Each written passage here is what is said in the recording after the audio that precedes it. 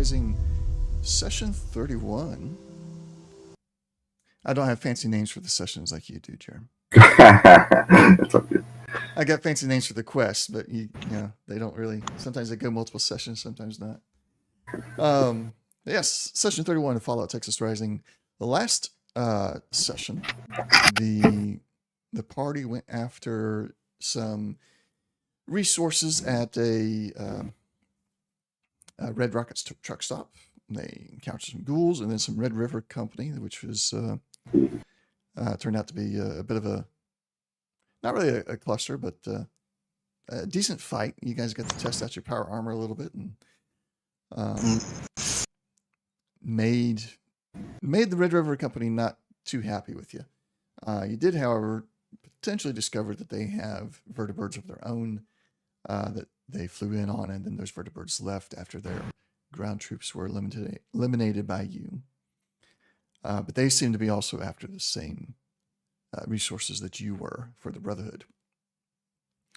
Upon returning to the Brotherhood base, you were given a little bit more access to the elders. You've discovered that they are aware of and are passively on the lookout for an organization called the Enclave. However, that is not their primary mission here at this time. And you also have an inkling that there's something more between Squire Thompson, or a history with Squire Thompson and the Enclave as well, although he's not being very forthcoming with that information as yet.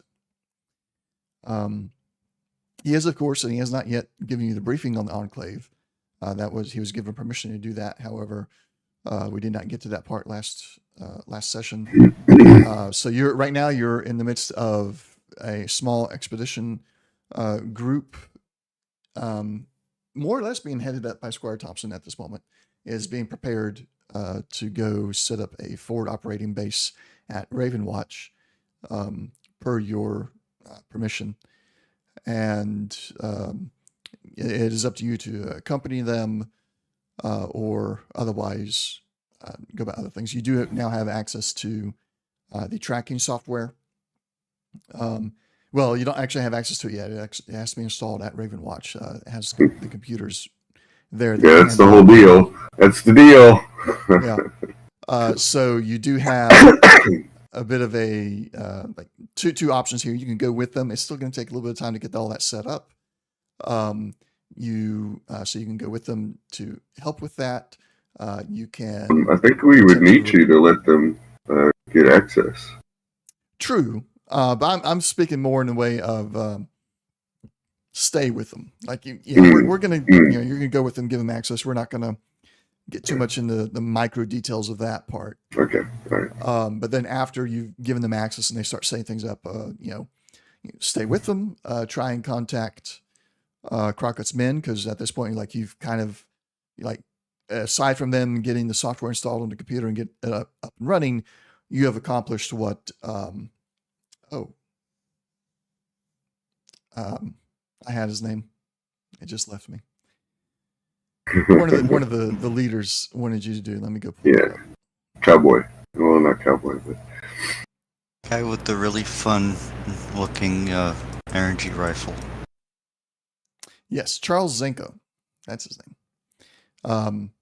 Before leaving you or letting you return back to Jammer, he had told you to find a way to track these vertibirds once you reported back to Jammer. Then, of course, you reported Jammer. That whole fiasco happened. And now you have all but secured the method of tracking the vertibirds. So, that being said, those options being laid out before you, of course, open world, there are many other things that you can be doing as well. There's whatever you can think of. I'll deal with it. I'll deal with the monkey wrenches. What would you like to do?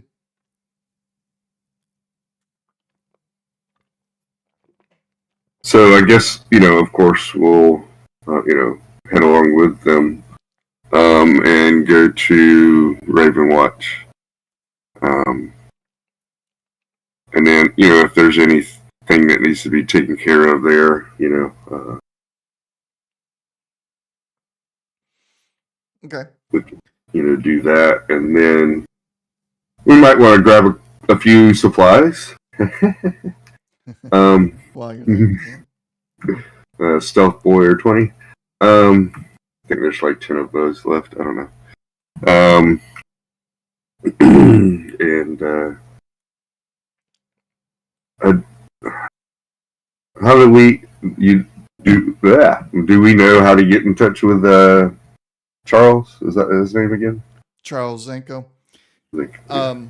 You don't have an exact way. Jammer Gotcha. was your contact. Mm-hmm. However, to the best of your knowledge and what you've gathered so far, there's a very high likelihood that Crockett's men operate out of the Alamo, out of the settlement known as the Alamo. Okay. Let's see.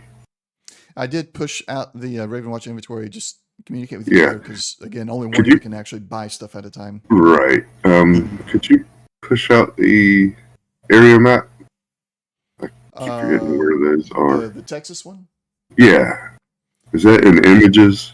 Yeah, that'll be under images, and then it's called Texas Current Known. Okay, there you go. Yeah. Because there's a lot of stuff that you don't know yet that hasn't been. Yeah. No. I'm not seeing Waco on here. Not at least. Oh. Waco. Oh, never mind. I'm not Waco. You said Alamo, right? Yeah, Alamo's down south. Oh, okay. Oh, it is down south. It is the southernmost settlement currently known in the Texas wasteland. Large settlements, that is. There are a bunch of other small settlements, camps, nomads, and everything further south. But the Alamo is well-established trade hub of those southern settlements. Yeah.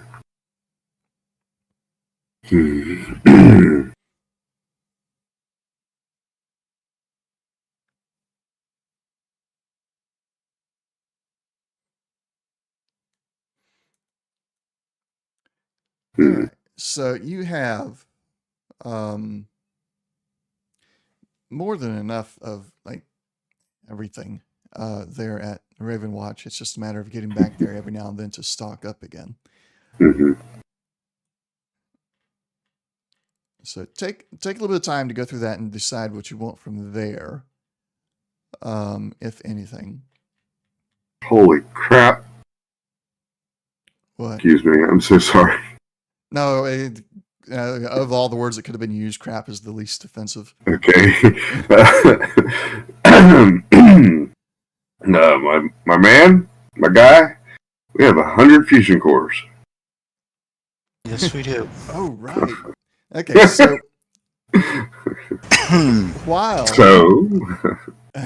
you're looking into that, I'm actually going to pull up the rules on fusion cores and I mean, if we've got a stack of them. And yes, we do have 10 stealth boys. Okay. Yep. I knew it was something like that. Yeah. And as I understand it, the stealth boy, once it burns out, then it's still there. It's just not functional anymore. Yeah, that's the way we're gonna have to run with it for now.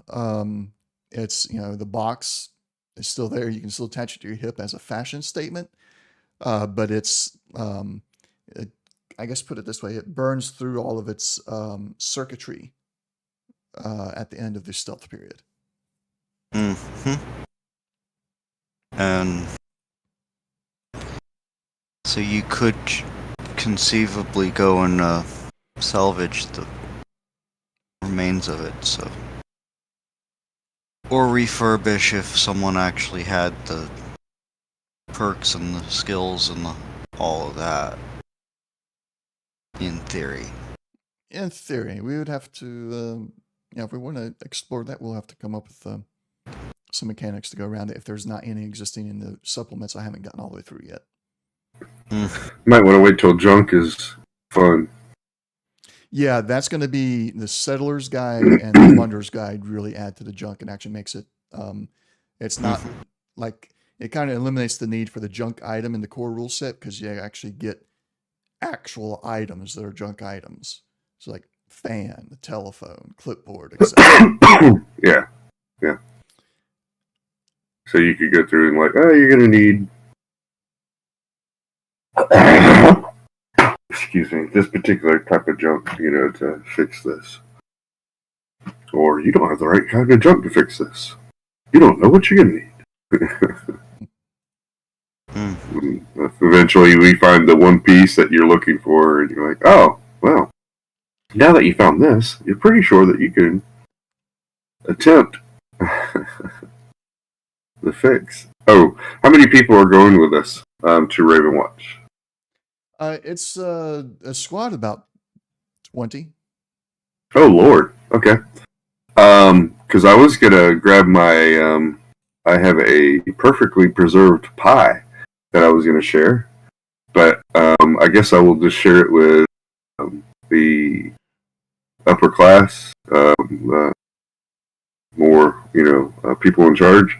So me, Jack, Nathan, and then whoever else might be leading squads or something. It's a very small piece of pie to be split between that many people. Oh, they are that small? Oh, okay. Yeah, so it's a reference to the heck? perfectly preserved pie in the games, where it's a slice of pie that you get from a Venditron. Oh. So, yeah. So, I just crashed. Huh? I said Fantasy Ground crashed for me. Fantasy Grounds crashed on you? Yeah, it was asking for network request. Okay. Something. I don't know. Yeah, I just had something crash too. That's interesting. I'm still up, but I'm not sure if it's. Well, Try to Fantasy start Grounds it is still working on my end. It's just some of my other programs have decided to crash, and my cameras went out. Let's see if I can fix that real quick. So I'm attempting now. I'm acquiring file list currently. Right. My apologies. Technical Technical yum yums. At least we're not in the middle of combat. Yeah. Been there, done that. Yeah, totally. Right. The camera system I'm trying to So I know what I'll do is while we're like first get there, I'm gonna run to wherever I stored this and go grab it and go. I've been waiting for this for I don't know how long, and just like eat the pie, in front of everybody, and then like when I finish it, just kind of like look up and go, oh, there wasn't really enough to share. It's kind of, but we got plenty of other food. And I'll grab some soulberry steaks or something, and do you want these? So.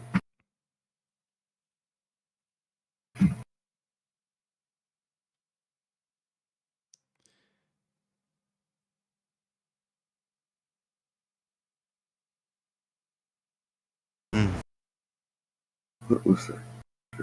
Okay, so it looks like the rules I'm looking for are going to be in the fully powered up extension, which I apparently have not bought yet. I thought I had almost everything.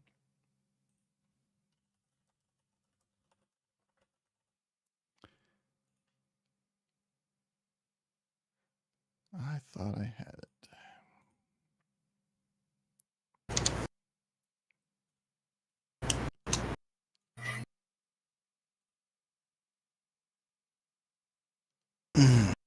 Fully operational. Okay.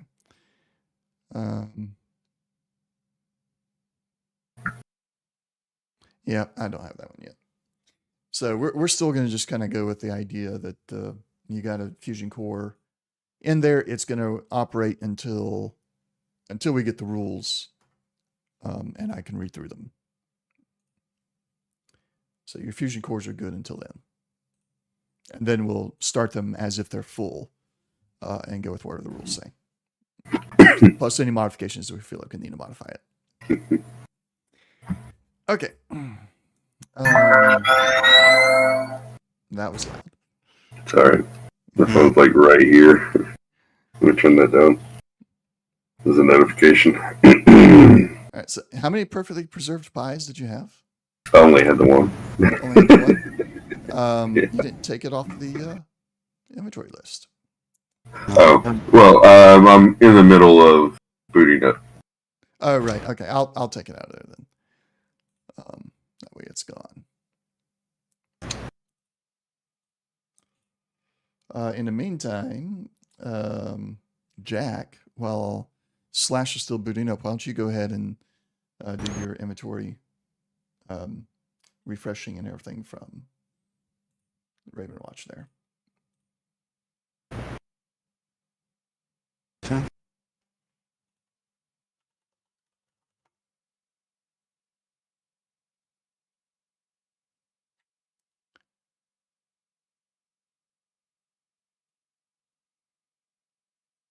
Now, if only there was a left leg for power armor on here. That being said, is there a workstation? Yes, Ravenwatch has all the workstations that you need.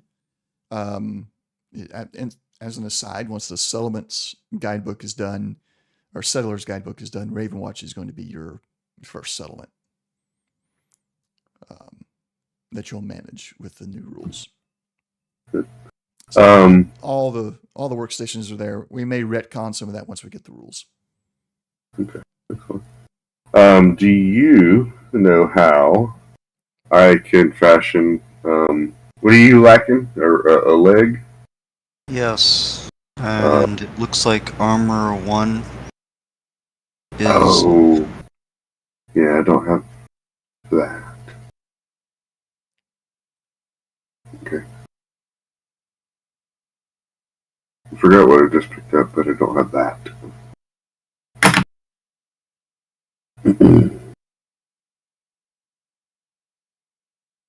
What kind of arm did you have, Jack? Mixed. Is on the power armor frame? Yep. Okay. We'll need to rename that so it's easier to find, maybe. So you got Raider helmet, T-51 chest, Midwest Brotherhood of Steel left arm, Raider right, empty leg, Raider right leg. okay.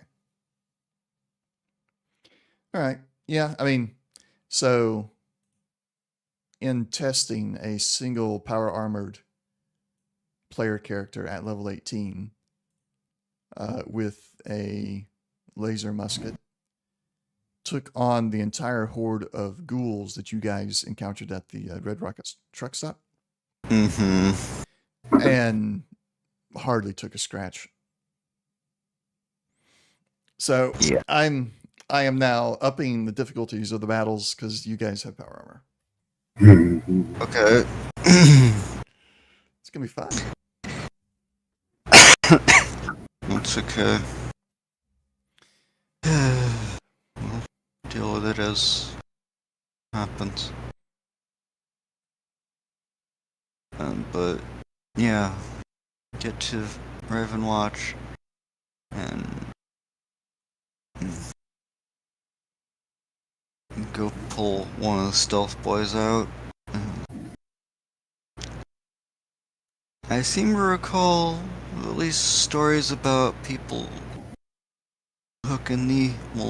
connecting these to a suit of powered armor, and it doesn't burn out. Mm. And kind of looking at the Brotherhood people are like, of course, I seem to recall a lot of stories from back then. Some of them have been proven to be false.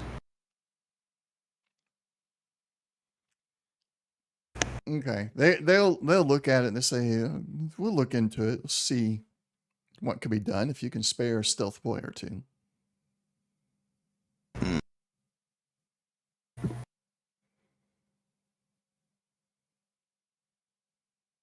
Would you let them borrow Yeah. 2? Okay, I'll take those out of the storage there.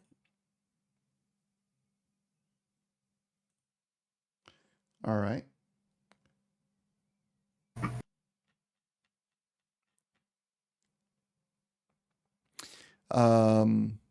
Slash, I think if you're back online, you can go ahead and do your inventory management. So the armor consumes a single charge from its fusion core at the end of each scene it is used in. Where did you find that at? In the power, I'm looking at my Raider power armor frame, and that's like armor frame, and then it starts going to operation, impact landing, enhanced strength, so on and so forth. So operation is part of that. Reduce the fusion core to 0 charge, then the frame becomes unpowered. Complications. Well, Volt. Strenuous activity. Oh, okay. So if you do anything strenuous, it will consume more. That being said, it doesn't say how many charges are in a fusion core. Yeah, that's going to be the other. That might be something we could. Some people are like, "Oh, you got to use 10 fusion cells to recharge a fusion core." As well, that's mean it's 10. Yeah, 10 charges. Yeah, I would assume it was probably like 10 charges. It says, when discovered, a fusion core contains a number of charges equal to 10 plus the user's science skill. People with more scientific knowledge can utilize the power more efficiently. The nuclear physicist perk also adds extra charges. How these charges are used or depleted depends on what they're plugged into. Okay. You said science? Yeah. Yeah. It's on the list.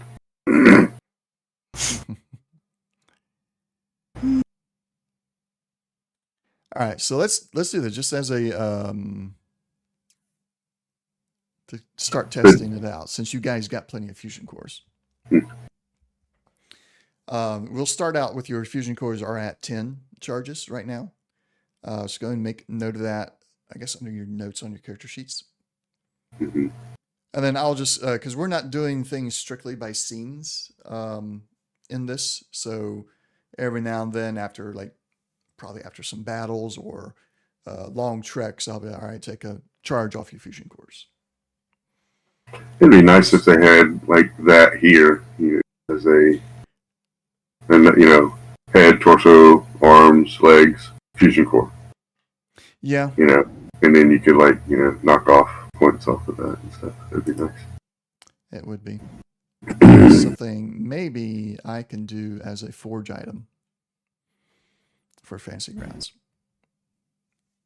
But until then. Yep. Until then.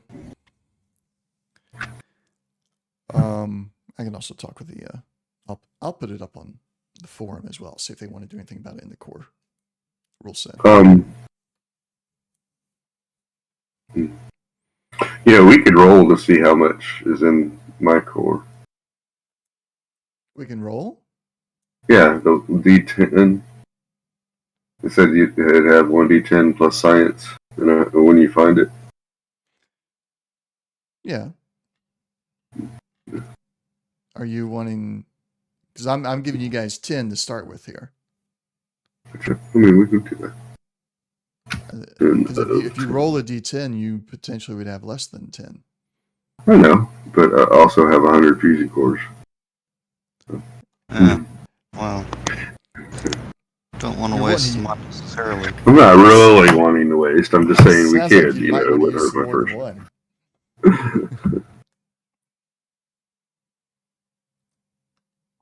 Oh, what is it?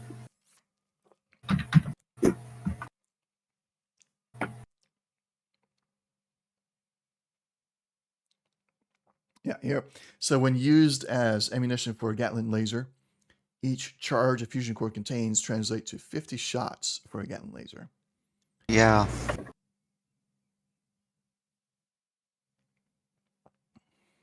Scavenger perk cannot increase the number of fusion cores found. Yep. Yeah, it's not a ammo. No way. Yeah, technically not. I wish. Impact landing. All right. You got all your inventory that you wanted to get from Overwatch? You ready to Yeah. Could you force that to me again? So is that a parcels? It's under the shops. Shops. Okay. And Overwatch. Okay. I'm gonna buy a couple fusion cores here. Wait.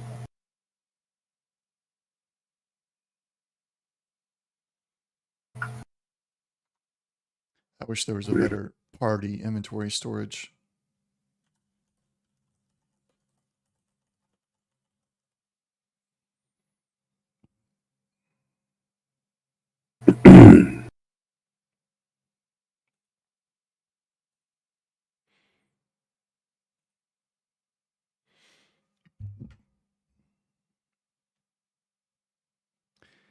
Here's Slash taking 5 fusion cores like I'm about to make them run through them. It's like, Steve's going to be mean. We're going to use the fusion cores like they're candy. I'm going to take some extras. Well, I have 100.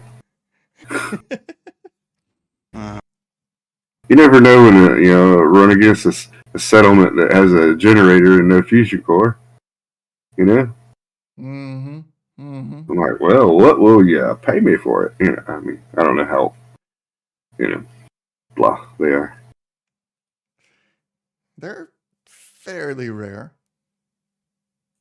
They are worth 200 caps apiece.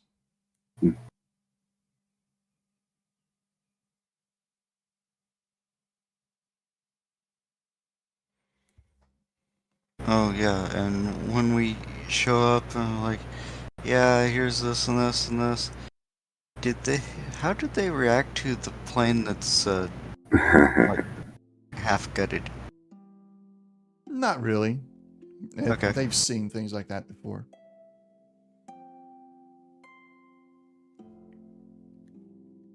So I guess we came in a couple, troop carriers. APCs, Hmm. a couple of Humvees. And they also, when they get there, they start working on, as part of your initial payment, they begin working on the vehicles you have there. So at some point, you guys will have access to your own vehicle. Okay. Whenever that book comes up. Yeah. Yeah. I'll talk to you guys about that later. There's some things going on with it.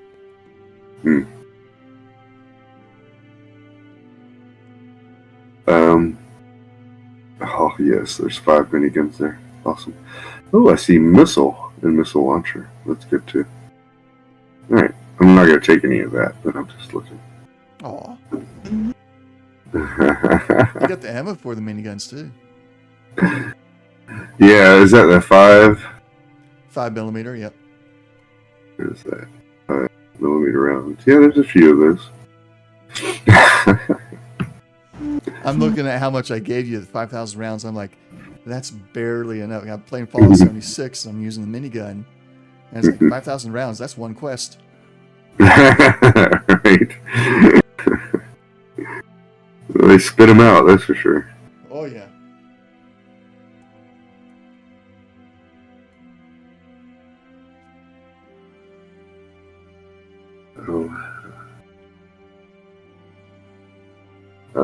Let me look at the inventory for the rifle.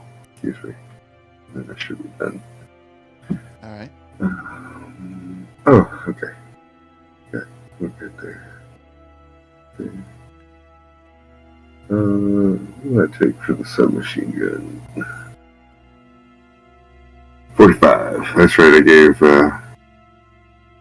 Jack a bunch of those 45 rounds.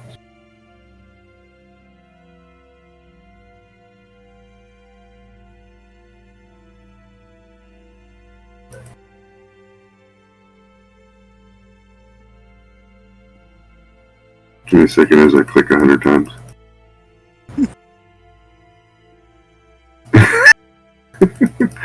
And then after this, I'm done.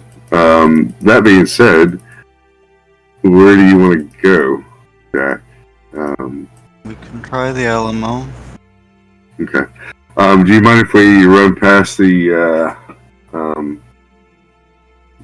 Raven Nest? Raven's Nest? Yeah, we probably should. Okay. Did promise we would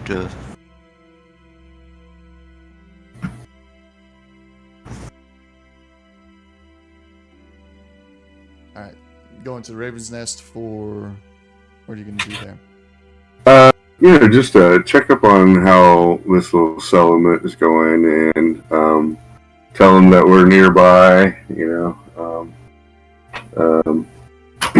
Is there any way that the Pip-Away could get, messages or anything like that? Or do we have any communication gear, radio? Do they have any communication gear? But you know that the Brotherhood has, two-way radios that they've been using. Mm-hmm. And they set up, they were actually setting up a radio tower at Ravenwatch so they could communicate back to the primary base. Mm-hmm. But there's nothing widely available that's easy to set up. It takes some work because that technology is really kind of very limited in the number at the moment.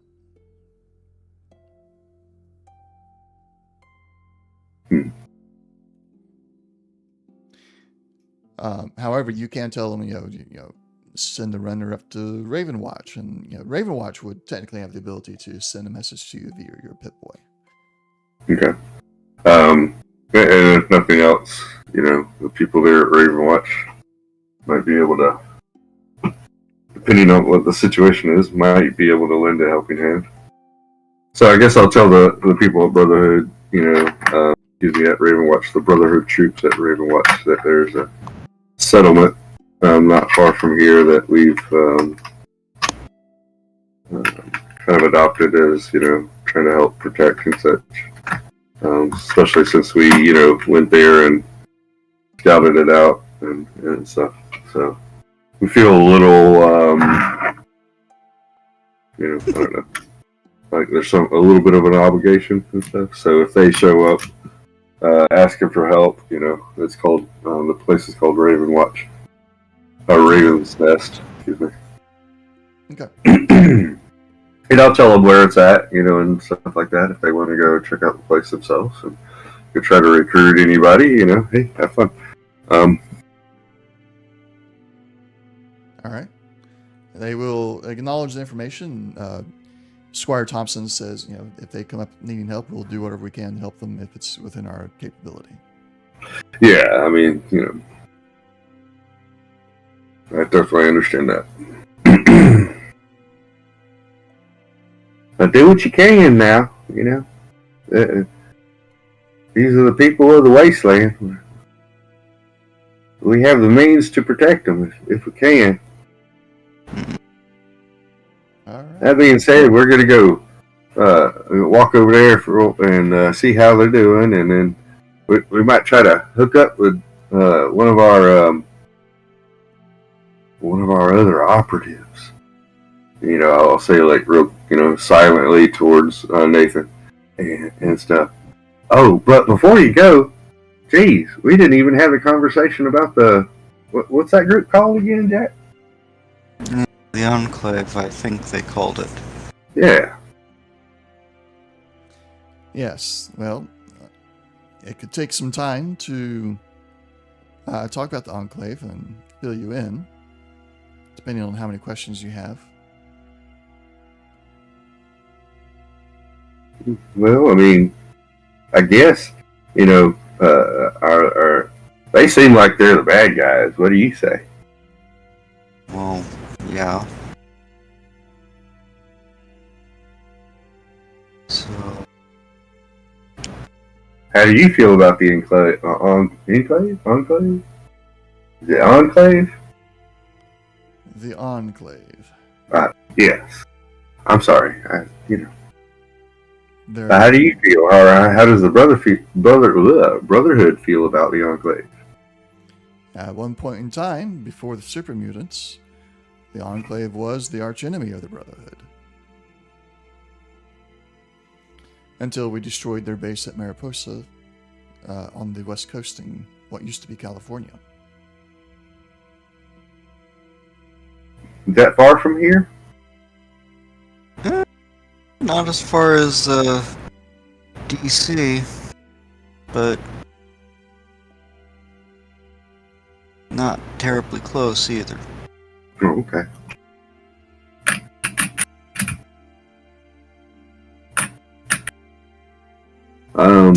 And so are y'all going after super mutants? Is that your main objective?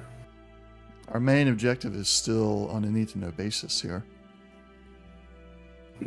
I was simply laying out a timeline of who the primary hostiles were at different points. And the Enclave was the primary hostile to the Brotherhood before the super mutants were.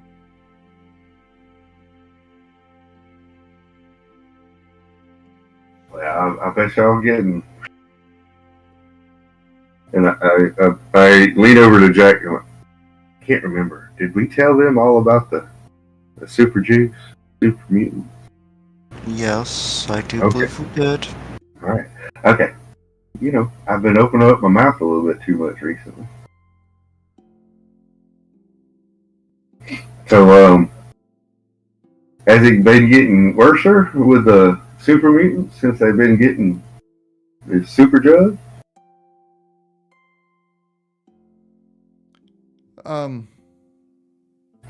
I don't have any connection between the super mutants and the drug that you've discovered. Okay.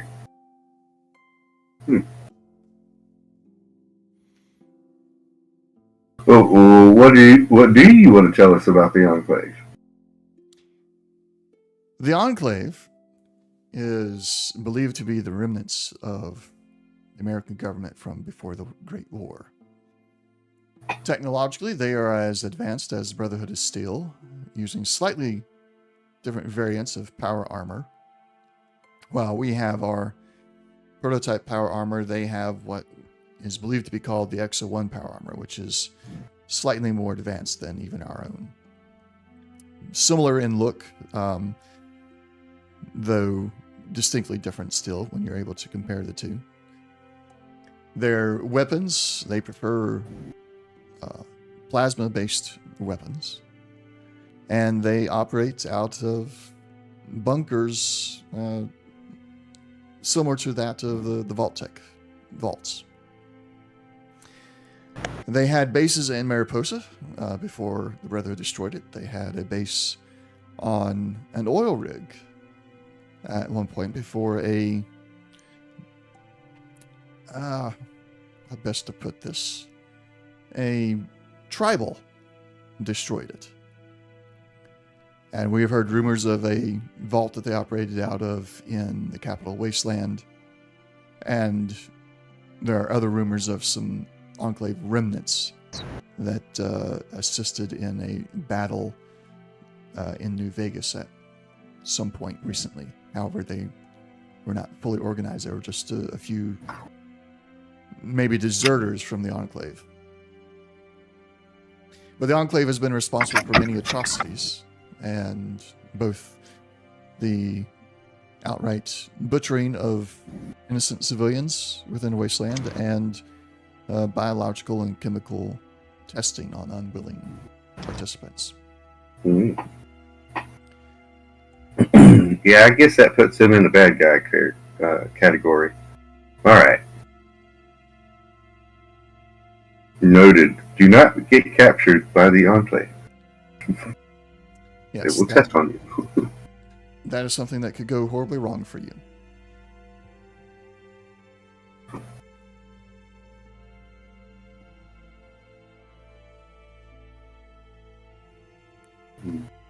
Yes. And if the Enclave has a presence here in Texas, that will put them higher on the Brotherhood's priority list, since there's no good that could come from them being here in Texas.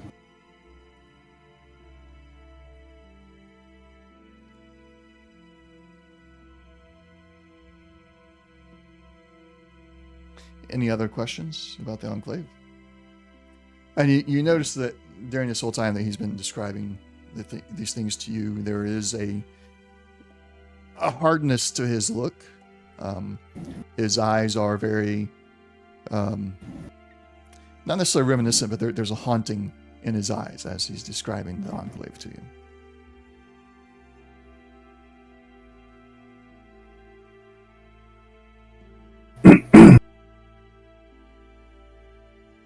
Have you ever dealt with the Enclave?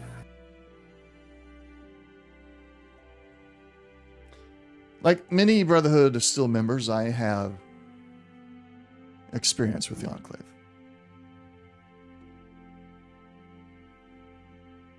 You get this faraway look sometimes when you're thinking about it or talking about it. You know. Do you have any relevant questions that will help you in your operation?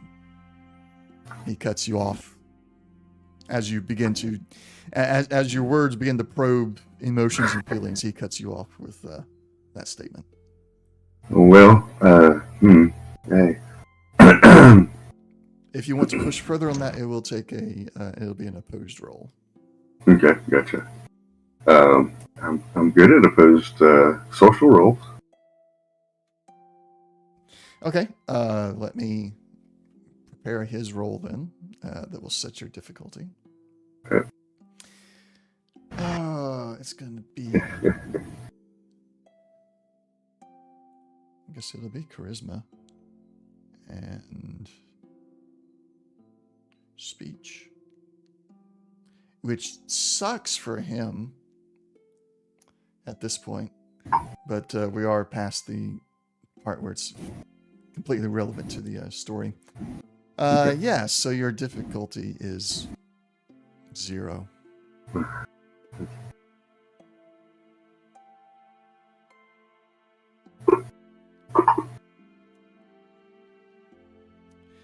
All right. So you get... This is how you generate action points early in a session. And don't use them until you get to combat, right? Right. Anything else? So you prod him a little bit further, convincing him to give up a little bit more. He takes you both off to this side office somewhere where the others can't really hear.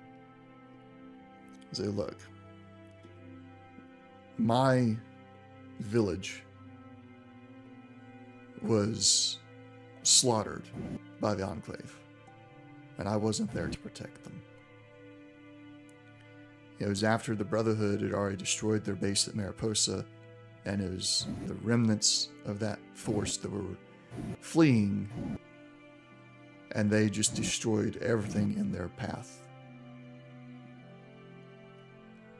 For no reason. So yes, I have it out for the Enclave. Because they do nothing but destroy everything they come across. Because they can.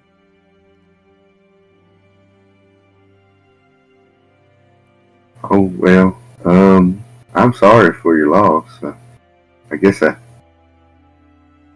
should have known something like that was going to come down the pipeline. Well, now I feel bad for pushing on you, but hey, if we see any out there, we'll get them for you. No. You'll come back and get me, and we'll bring the full force of the Brotherhood of Steel down on them. Ooh, you gave me tingles when you said that. Oh, of course.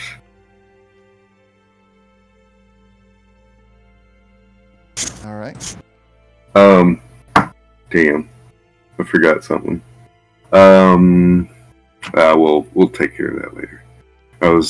I forgot about swinging by and grabbing those subway attendant robots. But yeah, that's quite a ways behind you now. Yeah, we'll take care of that later.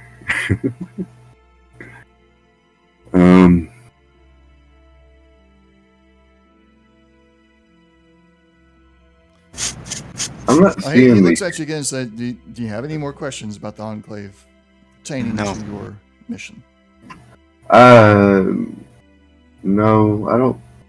Yeah. No. Y'all just let us know when y'all get that artifact up and running. It should be up and running in the next day or two. Well, that sounds great. I am looking for the area map, world map, and I'm just not seeing it. What's it called?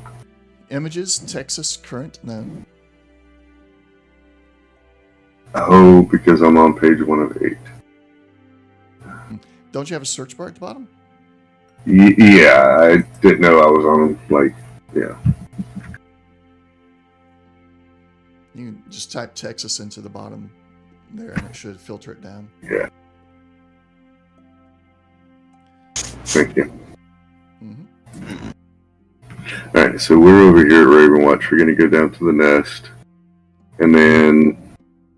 What's Camp Mulberry? Mayberry? Mayberry, excuse me. Mulberry. Mabry. Mabry. Yeah, Mabry. Mabry.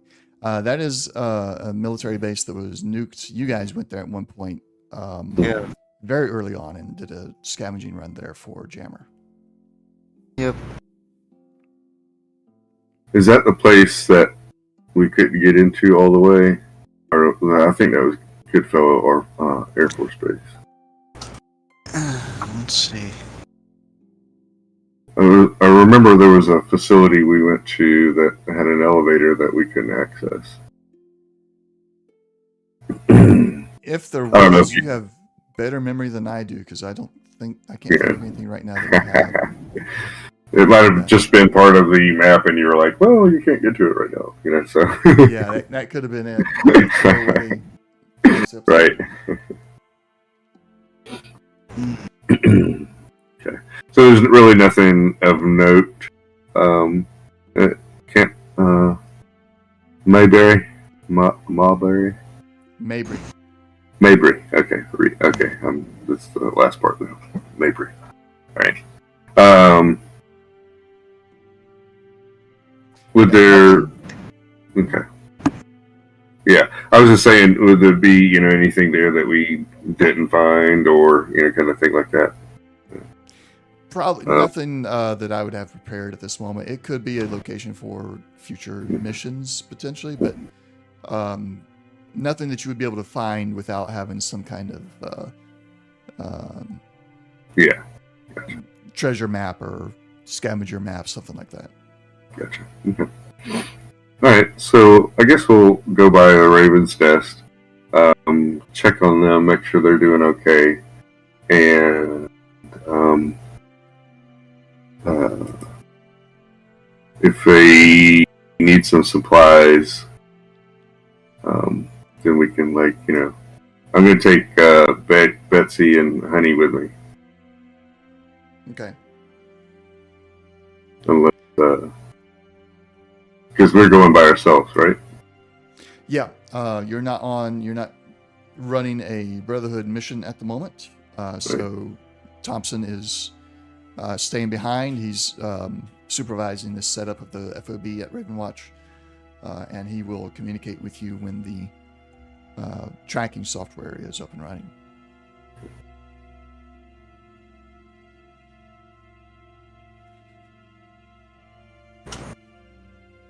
Um, Get to Raven's Nest, and We're not going to worry about any kind of random encounters there. You're like in the center of traffic for the most part on that side. And Raven's Nest is less than a day's walk for you. Are you taking your power armors?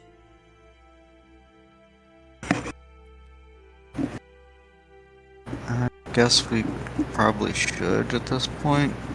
Yeah, I mean, if we're gonna go this far away, gotta definitely eat up some power cell. Yeah, I guess we'll take them all the way to the Alamo. Kind of a show of force, maybe. Well, hang on. Gotta look at something here. Yep, okay. As you approach Raven's Nest, some of the people see you in the distance and they start running. So you hear some screaming, and you see the small militia that Raven's Nest has getting ready and throwing up some barricades. And you hear the words "Raiders in power armor" coming. Okay. I guess I haven't modified my power not to look like a raider. Yeah, and there's not much you can do to make it not look like Raider power armor until you get new parts. Yeah, and Especially since you're wearing the helmet. pretty much get to since it has a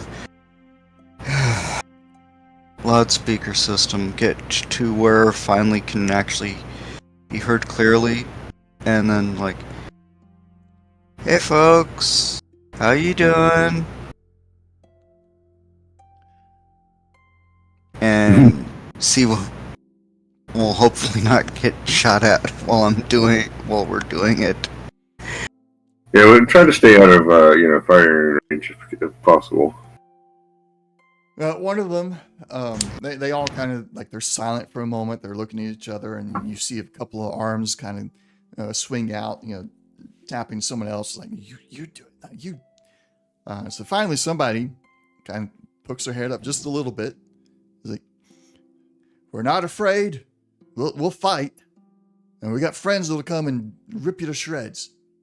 Just Oh, and then I'll pop out of the armor and such.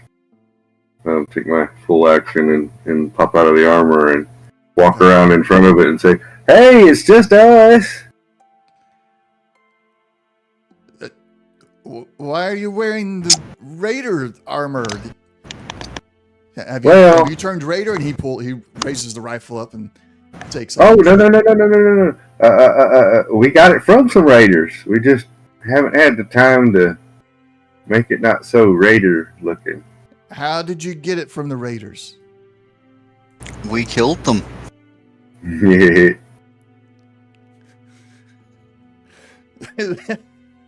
That giggle.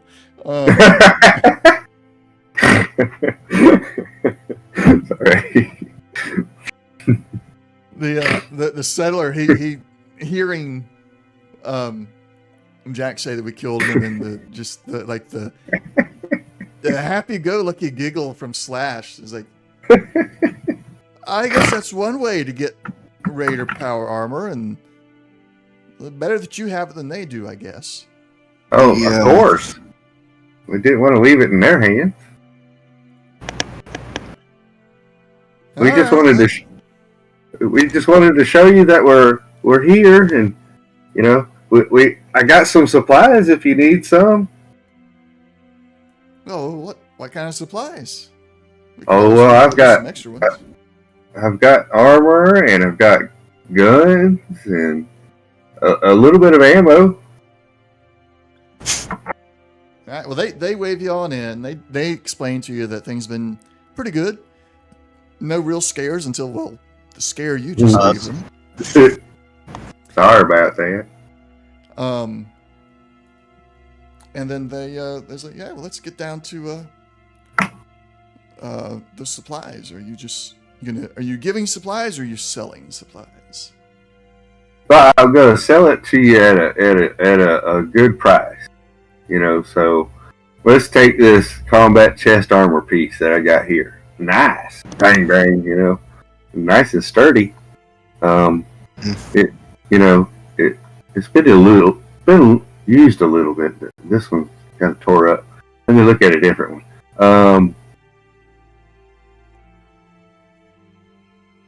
Hold on. But it just says combat armor piece is a 2/2. I figured it would be higher than that. That's interesting. Well, then you got sturdy and hardened or tough or something like that. Gotcha. Interesting. All right. Because what are the other stuff I got? Oh, heavy raider armor chest piece. Okay. I got 17 of those. Yeah, those are 3/3. Okay, because it's heavy. All right. I got. Oh. Here's what we're gonna do. Because I'm sure you want to get to a roll maybe to see how well you can sell them on it. No, actually, I'm going to sell them at a decent price. What is at that a low price? I'll say so. The cost of the armor is 60. I don't think I could sell it at 60. Or is that the selling price? So that's the base value of it, and the way the mechanics work. If you're selling it to an NPC, you can sell it for 25% of its base cost if you're at a regular trader. Since you're trying to sell this to a settlement that is a growing settlement, they're willing to pay a little bit more, so I'm going to go up to 40% of the base cost. If you want anything more than 40%, you're going to have to do a roll. Okay. No, we'll sell it at 30%. At 30, okay. Yeah. I've got lots of stuff, and Betsy is almost over encumbered, technically. I've had to... I put some of it... I would have put some of it on honey, but I look at the numbers and I'm like, okay, I've got enough on honey that I don't have to transfer the stuff. But we're getting to the point where get rid of some of this. Let's do this. Open up the party sheet and switch over to the loot tab. Party sheet. Where'd it go? Player characters. It's the underneath. Tools. It's one of the icons. Yeah, and then loot. You said. Mm-hmm. All right. And then I can just pull over. Can you drag stuff into the top left section there? Yeah. Oh, that didn't grab. Grab. Said grab. Why is it not grabbing? There we go. Grab. All right. Hey. Right. Now, obviously, it's only going to move one item at a time, so just adjust the numbers both in the inventory it's coming from and in the loot screen. And then once you're done pushing stuff over, we will do the sale there in the loot screen, and then we'll push the caps to you. Okay.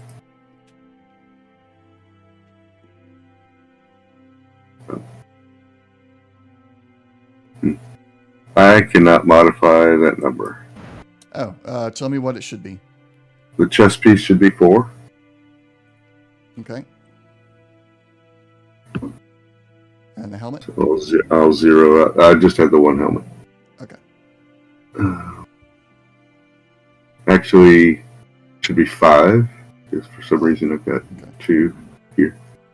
I'm zeroing those out as we're going along. So. All right. There we go.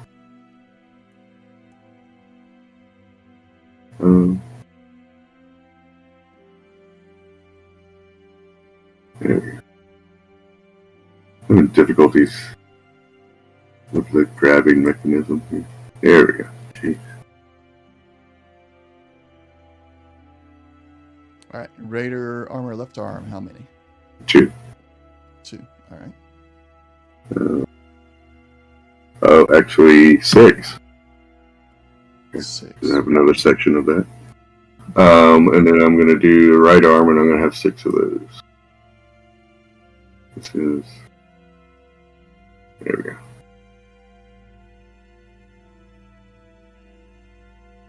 All right. 6 of those. You zero those out.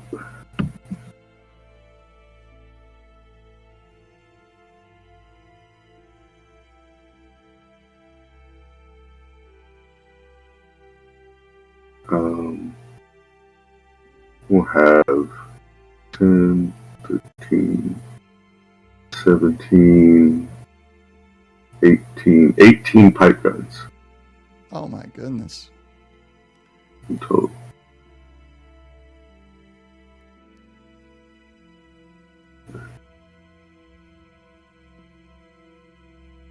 18 pipe guns. Okay. Zero all those out. Alright. And what's the pipe gun take? Ammo wise? 38.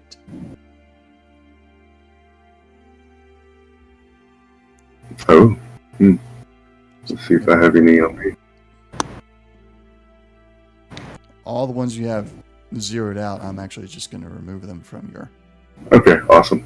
cows. Um, Which you can do too. I understand why you're not right. You're just trying to do it quickly, but you have Yeah. the ability to edit them that way if you wanted. oh yeah, with the edit button. Yeah, okay, great. Thank you. You should also be able to Um, right click on the lightning bolts and delete them that way too. Okay, cool. Alright, so here's the 38. I have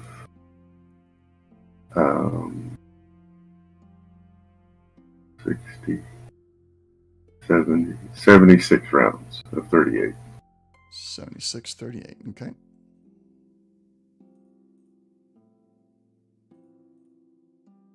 Delete item. There we go. And then it asks you again if you want to delete. That's good. That's good. I like it. Oh, and I guess I'll get some food here.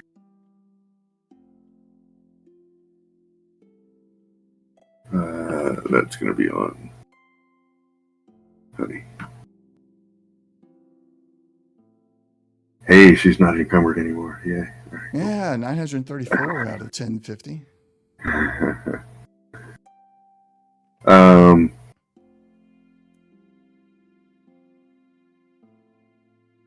And 17 cans of pork and beans. 17. Good.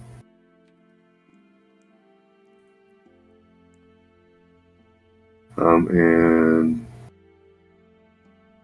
I'm gonna keep. Oh.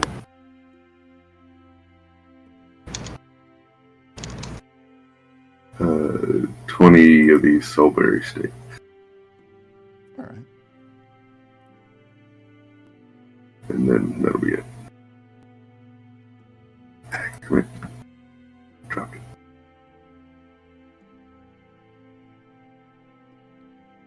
There it is. 20. Yeah, sorry. And that's it. Yeah, that's gonna be it. All right. Sell items. That brings you to 536 caps. Do you want me to disperse that into the party, or you can put that into your inventory? We'll put it. You need some caps, Jack? No. I do. I'm down to 700. I bought something. Oh, that sledgehammer. I think I bought that sledgehammer. That's what it was. Hang on one second. I'm going to put it into a parcel so it's easy to let it do the adding for us. There you go. Easy peasy. Oh, okay. It already went there. Yay. Yep. When you put it in the parcel and drag the parcel into your character sheet, it does all the adding perfectly, That's awesome. just like the shop does. Okay. So that works out. Thank you, sir. All right. So that, don't need that. Don't need him for now. Don't need that now. Okay. You're. So gonna they should have, now? Yeah, so they should have enough weapons, and armor and a little bit of ammo there to stake them and such. So. Yep, for a little while. At a lowered price, so they can trade it, make some money, outfit them, their militia, whatever. Actually, I'd like for that to go towards the militia, but I don't know who bought it. And, we're not going to blah blah blah. It doesn't matter. Okay, Well, you were selling to the government or the settlement's leader, so it's the settlement itself that was buying it. All right. You are 7 days away from the Alamo. I don't know if I've explained this before. We're changing up the encounters. It's going to be 1 encounter per 3 days. So we're going to roll 2 encounters. Unless the first one's a combat encounter. If we have a combat encounter, we'll stop with that one. Let's get our first encounter here. Let me pull that up so I can read it easier. You encounter a recently dead body of a settler. The body may have, or has a few items on it. You'll get to see those in a moment. And there is a note from Camp Mabry. Sorry, go ahead. There is a note on this body. It is from his lover. He was out searching for a cure for his wife's disease. Didn't know exactly. The note doesn't detail what she had or anything, just that she was, the note is from her, so she's thanking him and reminding him of, where they've heard about, these disease cure doses being located. Based on what you find on him, he has not found the cure or the disease cure. So you don't really know for sure if he was coming or going at this point. Just that it was there. So you find the note, you find 21 caps, and he had a ripper on him. A ripper? A ripper. It is a type of knife.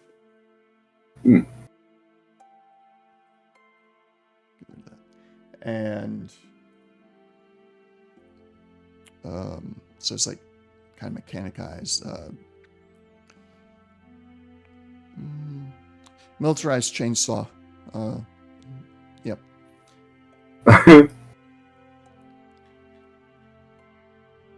Has a damage rating of 4 and is vicious. Yep. We'll disperse the caps. Normally, how do you want to? Do you guys want to hold on to the note? I'll take the note, just because. And do you want the ripper?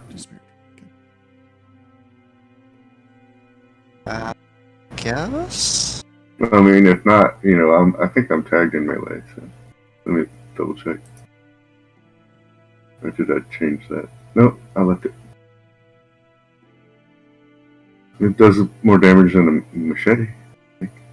Much less it's vicious.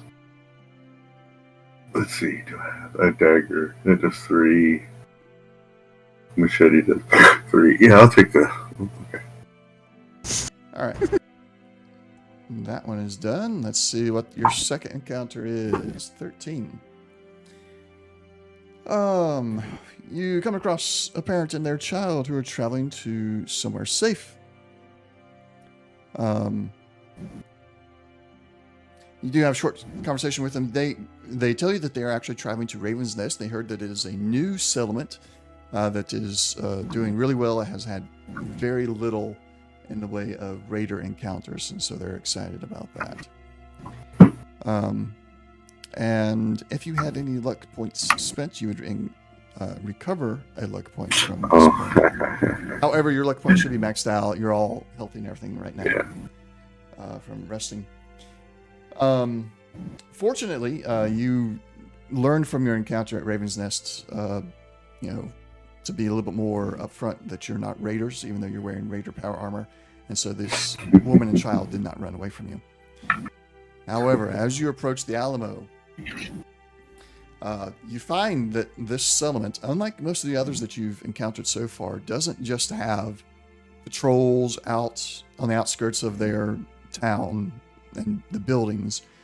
they actually have a full-on wall made out of logs built up around their city. All the things you've heard about it, things that you heard about the Alamo from the past being, it was an old fort. Technically it was a mission rather than an actual fort. And that the, since they call the settlement the Alamo, it was based on that mission. So you would think it'd be a very small settlement. But based on what you're seeing now, you're finding that all those preconceptions, those thoughts are wrong. This is a large post-war city. Obviously, it doesn't compare to the cities before the war, but when compared to the other settlements around here, this is the closest thing you'll find to a city in a post-war wasteland.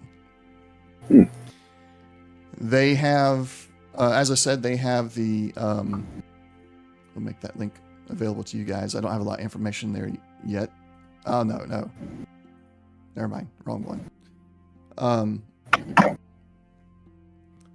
They have the walls built. These walls encompass their entire living city, along with farms and cattle herds. Like they don't have the fort or the walls built around like everybody retreats here for safety. No, it's built around their entire city. And they have guards on watchtowers every 100 feet or so. So they have overlap. And you notice something about these guards. While you don't see any indication of Crockett's men, like there's no literature, there's no symbols or anything. Even like the city's name is just written out as Alamo. Welcome to Alamo. The guards are wearing clothing very similar to what Charles Zenko was wearing. And their weapons, the ones that you catch glimpses of, look like the one he had strung across his back when you encountered him at the that settlement and during the Raider invasion that happened there. They aim these weapons at you as you approach. Since they have the high ground, they can see you a little bit further out. They have a little bit more range on you. And they do, seeing that there's only two of you, they take a moment to assess that, maybe it's not actually Raiders, but we're still going to stop them anyway, because that is Raider power armor, mostly. You do see, given your power armor, you're not really getting a lot of extra perception out of it, but you were able to see the in their body language that they're taking a moment to really assess who these people are that are approaching them. Okay. And one of them speaks up. Halt there. You appear, for the most part, to be wearing Raider power armor. Certainly hope that two Raiders don't think they can take on a whole city just because they have power armor. Boy, part of me wants to joke, but I'm not going to.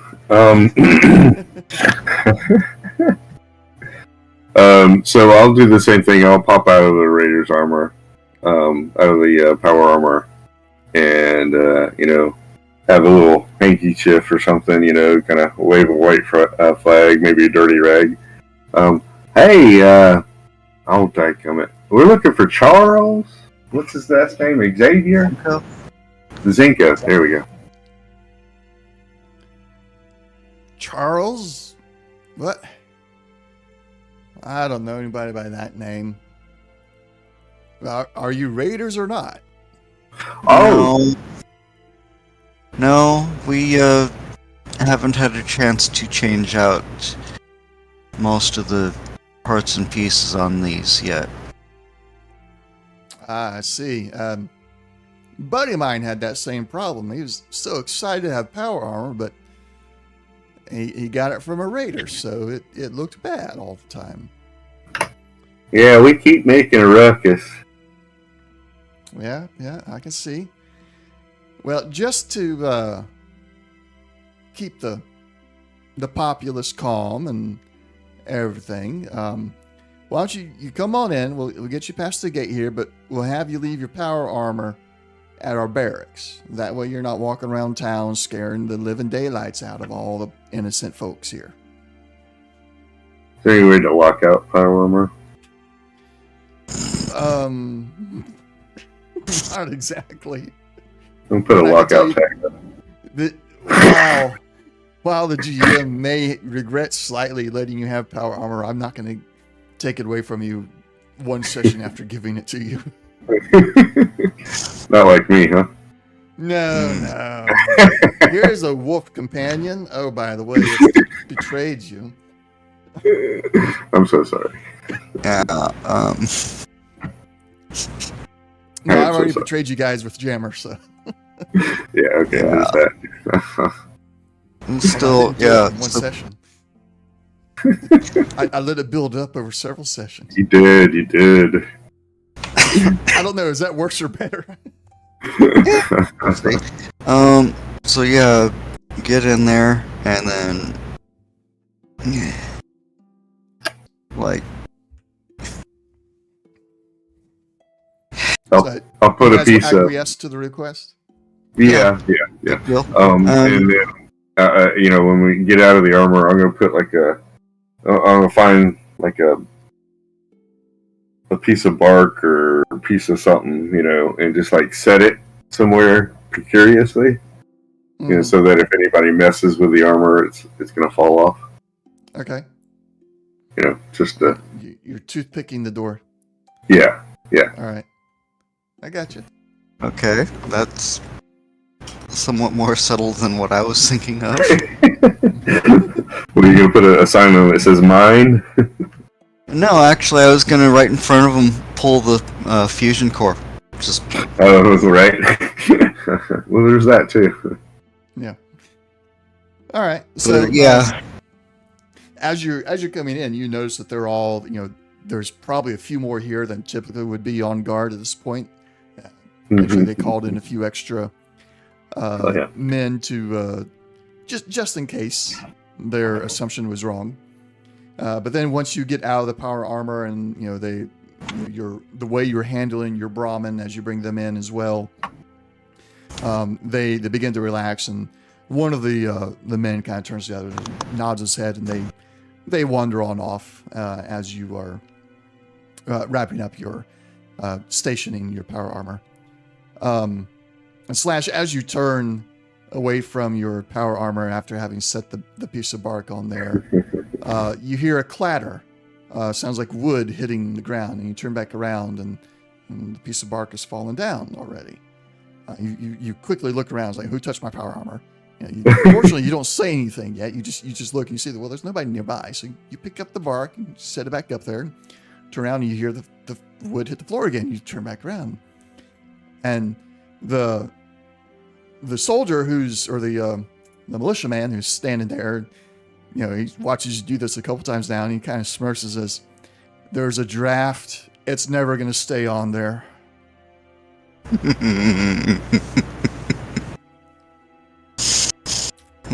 I was tempted to put a cap up there, but that's just asking for trouble. Well, you have my word. There ain't not a soul around here that's going to mess with your power armor. Really? Really. Okay, well. We down here, we are true Texans. We are true to our word. And ain't nobody here going to try and take your power armor. We don't want to raise alarm by people thinking that we let some raiders in.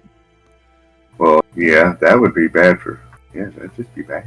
If you'd had all the power armor replaced with some of that fancy T45 or T51s, or maybe even that Brotherhood of Steel T60 stuff, well, then you could just waltz around and ain't nobody would care.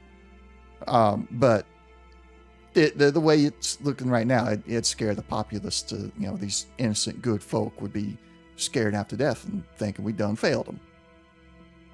That's understandable. I wish there was some way we could fix up this stuff. Yeah, well, you might check around the shops somewhere around here. There's a few vendors that sell power armor parts, although, I mean, they don't sell a whole lot of them because there ain't a lot of people with power armor. They usually end up just selling to the militia because we're the ones that go out and end up finding power armor, but there ain't no rules that say you can't buy it from them too. Well, if I find anybody, I'll. What's your name there? Jack? James? Steve? Well, I don't think I rightly gave you my name yet. No, nobody seems to be giving out names yet. So. Well, my name's Ron, but you can call me Slash. Howdy there, Slash. And actually, he reaches his hand out and shakes your arm vigorously. Oh yeah, I give him a nice merchant's shake. All right. He says, I'm Private Dan. I'll be hanging out around here until my shift is over, and then maybe I'll see you around town a little bit. All right. Well, thank you, Dan. Well, should I pay you? Right. Should I pay you for looking after my armor? Well, now, see, if you go and pay me, then that constitutes a bribe. You see, and that ain't allowed. I'm keeping your power armor here to protect the populace, keep any kind of misunderstanding, ruckus, riot, chaos, and such from ensuing, which means I'm doing my job, which I already get paid for. So if you were to give me anything else, then that would constitute a bribe, and we just don't want that to happen, because then you and I both get in trouble. Or if I take the bribe, we both get in trouble. If I don't take the bribe and you actually go ahead and try and give me the money, even after I've told you that would constitute a bribe, and bribes are illegal here, then you get in trouble, and then I guess I would get that power armor. I like how that circled around. Well, thank you, Dan.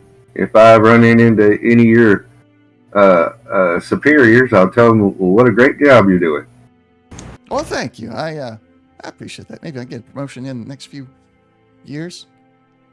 Let's see. Promotions are hard to come by here. We're all so good at our jobs, there's not room to move up. Yeah, well, we don't want any vacancies. Yeah, that's for sure. Well, okay, I guess I got a couple questions. Well, shoot. Well, where could we find your headquarters? And where could I possibly find a market where they have some power armor pieces, maybe? All right, let me start working on that shop. Sorry. I am going to do just a power armor shop. Okay. And then if you're wanting other stuff, like other basic supplies and everything, we'll just do those outside of a shop, probably. Gotcha. I don't think we really need too much in the way of basic supplies. I think we got some water and we got food. I got Let me pull that over. 10 hour cells somewhere. What do they call them?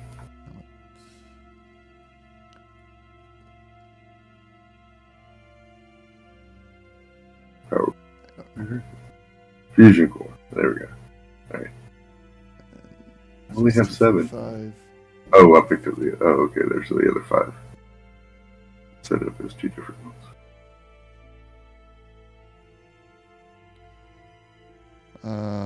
Pardon me. I'm doing something very, because I don't want to just like give you every possible power armor there is. Yeah, no, that's fine. Is there a way to randomize it? Probably. Without getting into. I don't know. I don't have a. No, I don't have a power armor randomizing table at the moment.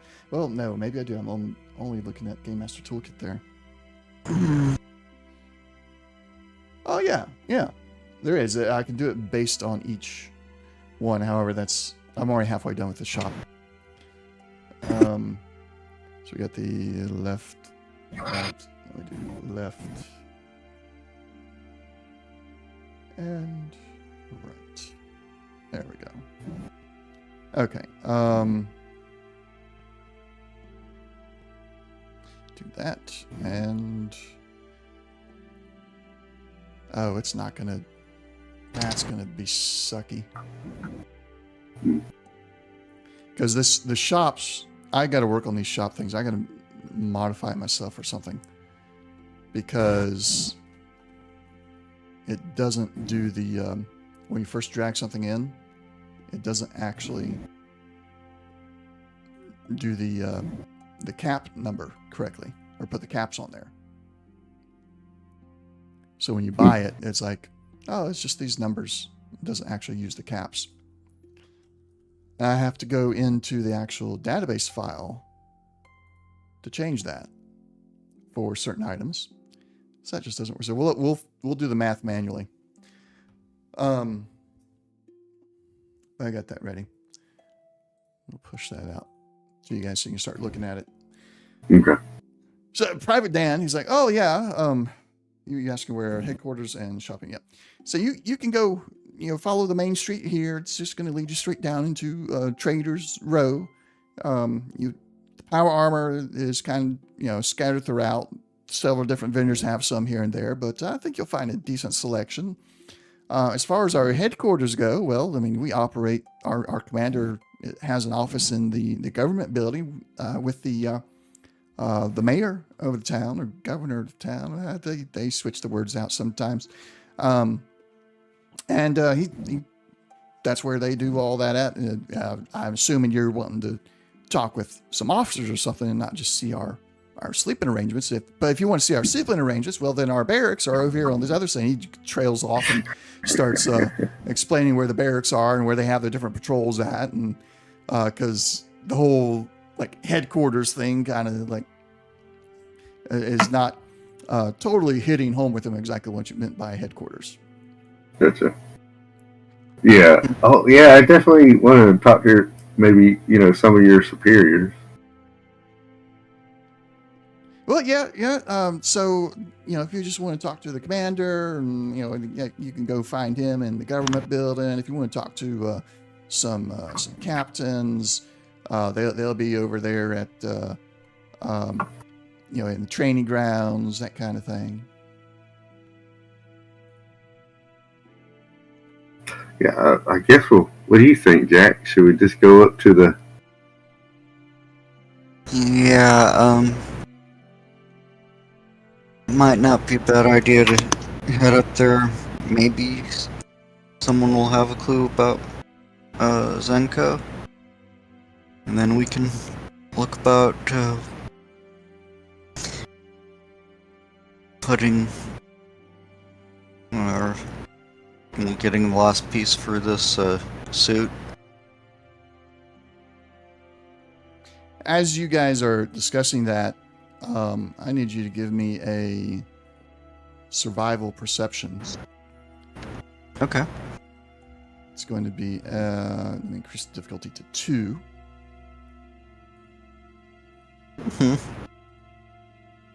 Actually, I'm sorry. Wolford, well, you got a crit, which means I can't really take it back now. Yeah, just go ahead and roll. Oh, you suck. Wolf did call for something that I kind of... Yeah, I was thinking perception and so pick up on social cues. Perception and speech would be a good combination from that one. Yeah. Social cues. All right, so yeah, I got the caps fixed on that now. When you get to the shop. Yeah. I see somebody keeps pushing it over into the cart and back out of the cart. Who's doing that? I did it once. I don't know. Oh. Well, okay. I was making sure it was working, and then just we'll get there when we get there. Yeah. Not. All right. And Slash just purchased. Apparently. Yeah. Yeah. Okay. So you both succeed. Let's see. It's difficulty of 2. Slash, you got right on. Jack, you got 3, so that's an action point for you guys. At any time now that you're inside of the building, you're closer to them. Anytime you mention the name Charles Zanko, or the first time you mention it after you're inside the walls, you do see one of the militiamen kind of, he stiffens a little bit, and he was the first one. He's like hanging around the edge of all the other militiamen there. And the moment that there's a signal given that you guys are clear, you're not actually raiders, he's the first one to just like speed walk out of there. Okay. Oh, so tempting. But it's not that character. But that was like before we really started our conversation with Dan? Yeah. Or after? Okay. So we see him move off. Did you want to chase after him, or? Well, I Even would if you expect he wanted disappeared into the crowd too fast for me to do anything like that. Okay. Yeah, because even if you wanted to, you were still in the process of securing your gear before venturing into the rest of the city. Okay. So it would have been way too conspicuous for you to like sprint after him. Got it. You gonna get that T-45 helm?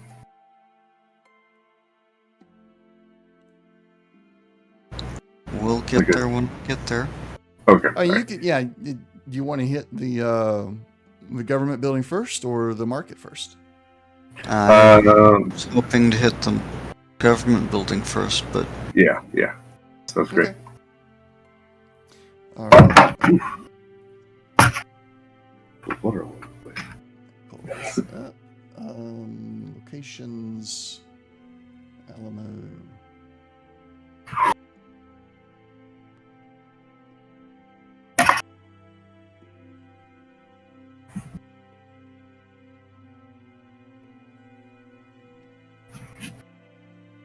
So as you make your way to the government building, I don't have images for these guys yet today, but at some point we will. He's tame. You find that the building, I mean, it looks like a pre-war building, but it's in remarkably good shape. Like it's been repaired or somehow just survived the aftermath of the bombs. There are 2 of the militiamen standing out front. They don't seem to actually really be doing anything to prevent people from coming in. As you see other people coming and going, they're not checking in with these guys at all. And everybody, everybody is carrying some kind of weapon with them, whether it be a bladed weapon or some pistols strapped to their side. You would think with the number of people here that a lot of these pistols would be pipe pistols, but most of them have a proper and well-maintained 10mm pistol on their side. And there's a few other people that, they're probably a little bit richer. They got their laser pistols or they got rifles, but everybody has a weapon. And you see these armed people going in and out of this government building. The militiamen not really doing anything to check them or anything like that. They just seem to be there on guard in case something goes off. So as you approach, you kind of nod to them. They acknowledge your presence and you go on past. And once inside, you see that there are several paths that you can take. And signs indicating the governor's office, military or militia commander's office, and some other various government offices on these signs pointing in the right directions. So where would you like to go?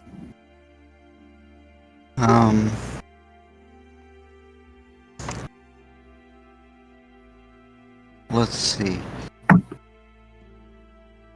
Crockett's men were kind of secretive out away from here, so um well, do they have like a secretary or like county clerk kind of deal that's just open? Like, There is a. Yeah, I mean, we'll go with county clerk. That's if I'm guessing the direction you're heading with this correctly, county clerk would work, and that's on the same floor you're on, just kind of straight ahead and off to the side a little bit. hmm.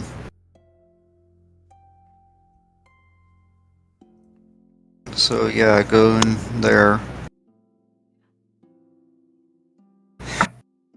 Puppy dog follow. I don't know what I'm doing. And then the real dog is following. He's like, I'm. Well, yeah, just go in, and if there's well, gonna ask if we'll basically start asking around for about the Zenko. Okay. Politely, of course. Yeah. Most everybody that you talk to about or ask about it, well, most of them are like very happy to try to be an assistance to you. And say, well, I've never heard that name before. Although, I mean, it's a big city. Let's see if we can't find any records. And one lady actually goes to the filing cabinet. They don't have any operating. They have some operating terminals, but they don't have like a full-on networked terminal system. They're sticking mostly with physical files. So she goes to a cabinet, and you notice that she's, goes to a drawer labeled Z, so she's looking by the last name. And she flips through papers and everything. She comes back over empty-handed and says, don't seem to have any record of a Charles Zenko. Sure you got the name correct? Yeah, I'm pretty sure, or at least that's the name he gave us when we were talking to him. Now as to whether or not we got the spelling correct, I seem to recall pre-war there were like several ways of spelling something, and then the pronunciation was something along the lines of Zenko, but something in front of the Z or even an X. Well, I can look under the X's as well. But, so I don't, while I understand, you being pre-war and all that, those kinds of things, those happened. We don't typically allow those here. If it doesn't sound the way it looks, we don't approve those names. Mm. At least not for official government records. Yeah. With difficulty 2, let's do another perception speech check here. Oh. All right. Well, Okay. I'm sorry. It just makes more sense to be perception speech. yes, it does. It just my capability with this is okay, better than I was expecting.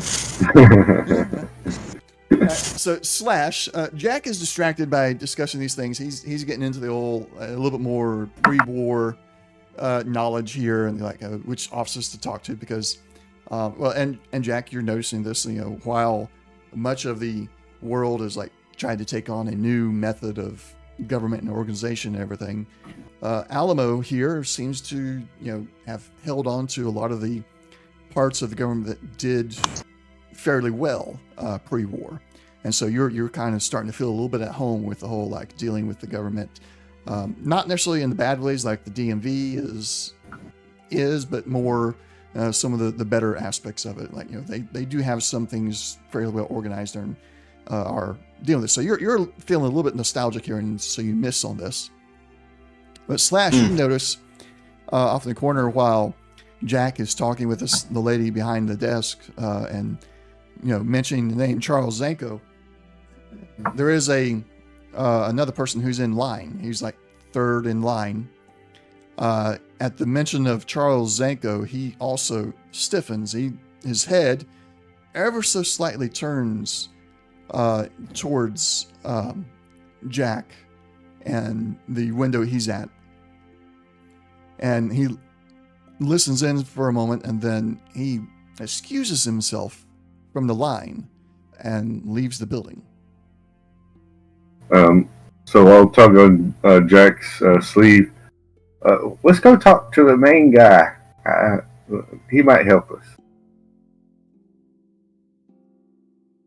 Okay. And I kind of look at him, look at Jack, and in the eyes, kind of like, "Come on, dude, let's go." And okay, so I make the apologies and thank her for her time, and we.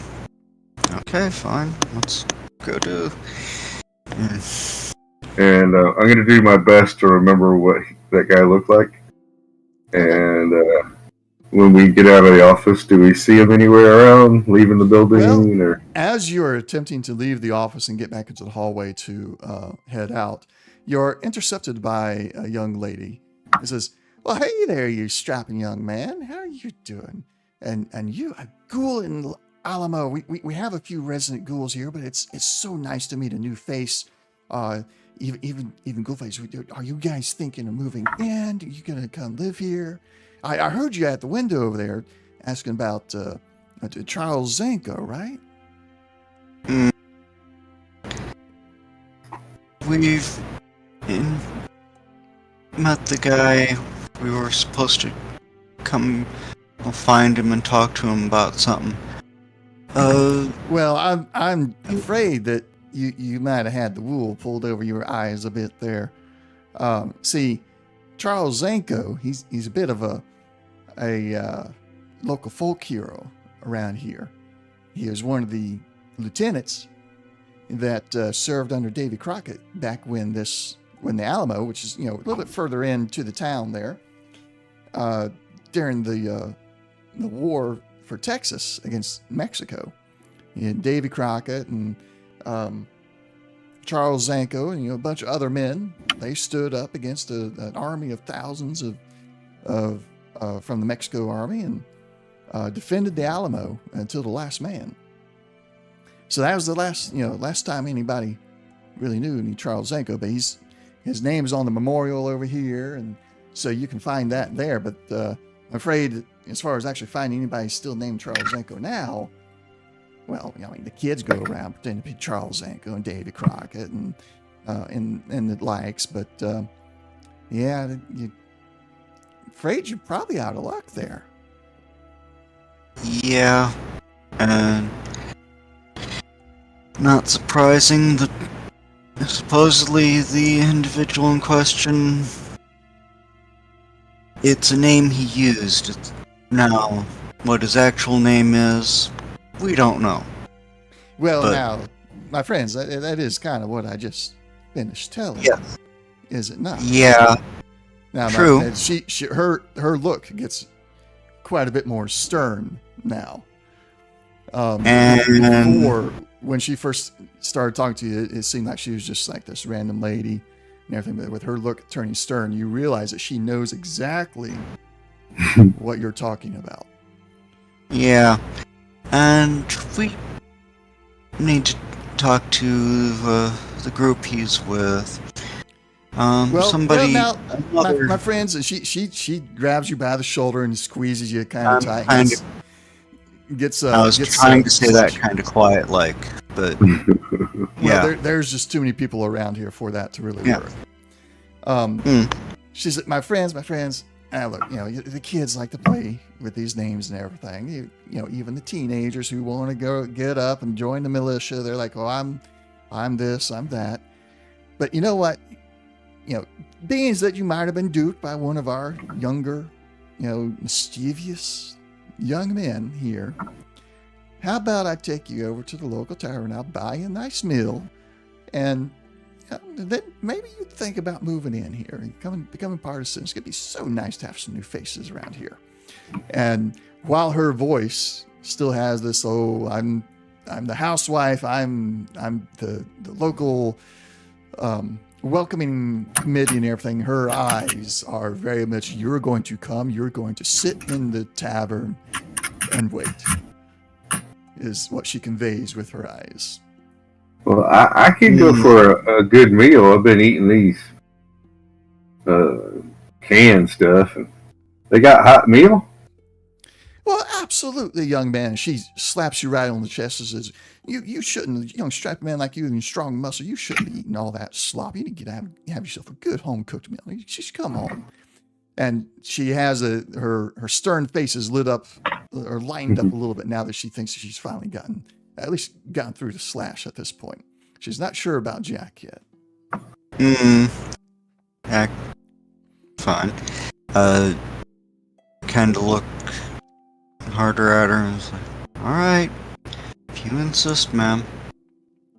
Just didn't want to waste too many people's time. No, nonsense. We're going to make you feel right at home. She turns around and heads out. Anything you want to do before you just go directly into following her? Yeah, I'm going to see if, that guy's around. He is not. Got it. Okay. Yeah.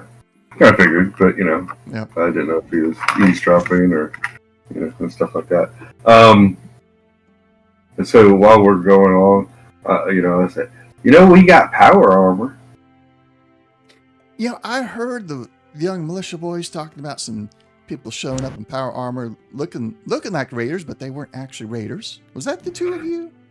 Yeah. That was part of why I was trying to be quick about this. Oh, yeah, we're going to see if we can. We're going to see if we can pick up some pieces so that they don't look so raider-like. Well, absolutely. We'll be going through markets, the traders' row before we hit to the tavern. So I'll show you who's got the best power armor pieces down there. Well, that'd be nice. She's nice, Jack. What do you think?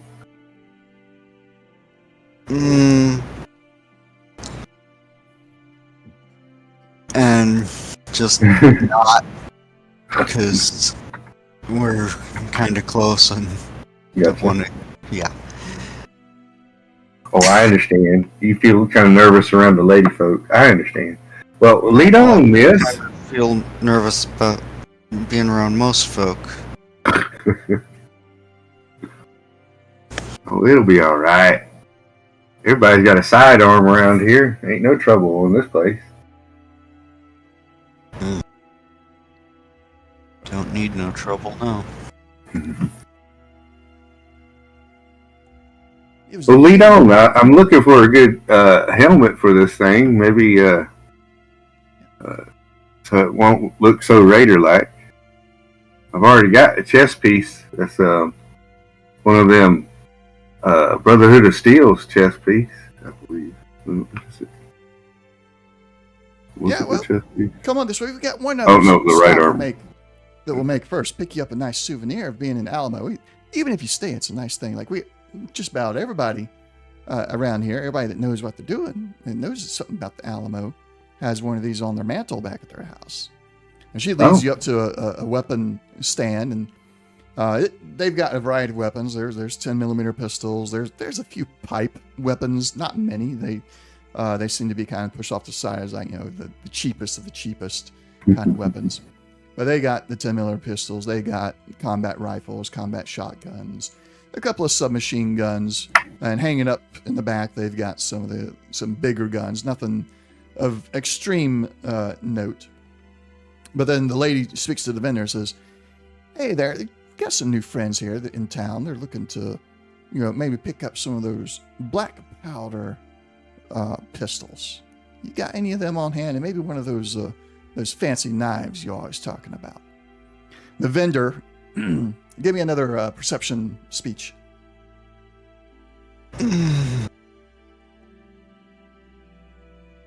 Okay. Well. Okay. Slash, you do pick up on it. Jack, you're just sitting there. Why in the world is she talking about black powder weapons. Well, you have kind to of sit lost there in the history that I do know about it. And I'm like, what? Bowies? What? And Slash, well, yeah, you're picking up on the fancy knives. The only fancy knife you can think of relating to the Alamo would be the Bowie, because Tim Bowie died at the Alamo. And Slash, you immediately pick up on the vendor. He does that. He gets that same kind of stiffening in his back when these words are uttered. And he turns, well, yes, ma'am, I got some right here. And he turns around and he picks up from underneath the counter. He spends an extra moment down there. It takes him like 2 or 3 seconds longer than it should have to just pick up this weapon, and he sets it on the counter. And it looks like just some wood and some pipe put together with a little outstretched side near the trigger area and a manual hammer to pull back. You've never seen anything like it in your life, Slash. Of course, Jack, you immediately recognize that this is a black powder pistol. It's a single shot load. It takes 5 minutes to load it if you're not trained. So you're still stuck on like, why? I mean, yes, related to the Alamo and everything. Historical piece, but yeah. And she looks at it for a minute and hands it off to the two of you and say, well, when you two, move in here or decide or whatever, you can pick up a second one for the other one of you, but either one of you can take this for now. It's a nice piece just to have a piece of history, as it were. Oh, well, of course. How much do I owe you, sir? And I look at him, like, I don't know, very serious, where before I'm not so serious. Mm-hmm. He looks at you and says, well, nothing at all, young man. I think everybody here that's thinking about coming to live here in Alamo, especially if they know anything about the history of the Alamo, ought to have one of those in their possession. Well, I thank you. And I'll I guess, does it have a sling? Can I sling it on my shoulder? It does. Or if not, I will get a harness and. He tosses you a holster that's specially made for the black powder pistol. Oh, it's a pistol, not a rifle. Yep. Excuse me, that's right. Yeah, she'd asked for a rifle or pistol, but he brought out the pistol. Yeah, and kind of look at, since I still not twigging to the rest of this. So, where's the Arkansas toothpick? I've not heard that reference before. Is that a reference to the knife? Yes, it is. Okay. Well, let me see here. I don't have it. I'll do this. Hang on 1 second. Damage dice 10. Nice. We're gonna do that. What else can we do? There's that, and then let's also do, because this is one of those moments where it's like, if this was D&D, that'd be an inspiration point. Because I had a feeling that while I'd never heard the reference, I had a feeling what it was referring to. So compare that, what I'm about to give you, compare it to the combat knife. You'll see the improvements I made on it. And Slash, at some point, I will actually have that black powder pistol to give you because it is in the Wanderer's Guide. Okay.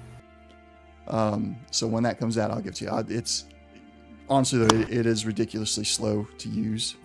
So that's why I'm not worried about getting it to you right now, because you probably would not actually use it at all. It'd probably be the first, like shoot it and then go to something else. Yeah, if that, yeah. Yeah. So there is, when you say that, the eyes of this vendor, he lights up really, really bright and says, well, hey, a fellow historian, although maybe while you probably didn't, live at the time of the Alamo itself, but you were probably around when we had better historical records about the Alamo now, weren't you? He says this as Yes. he's digging around inside of a box. Well, I can appreciate that, and I appreciate any information you can give us about the Alamo that is historical and factual that we may not have anymore. You just stop on back by my stall anytime, and he hands you a Bowie knife, Okay. and it's in pristine shape.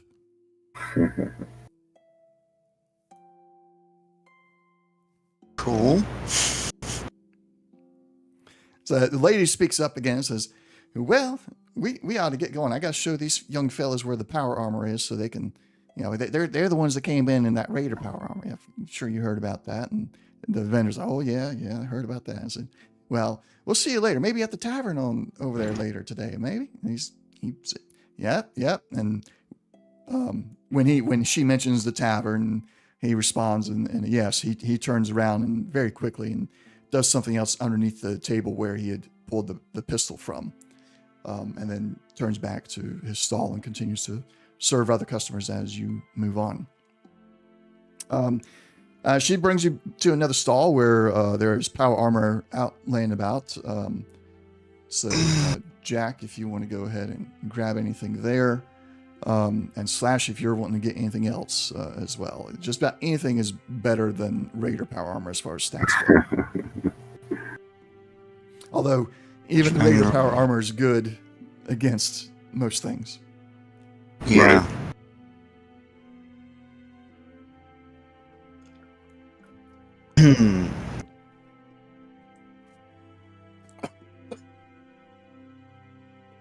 I want that left arm.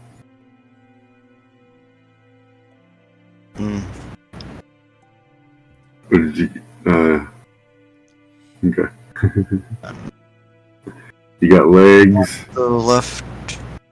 Well, you wanted the helmet, right? I already got the other helmet. You can get the 45. All right.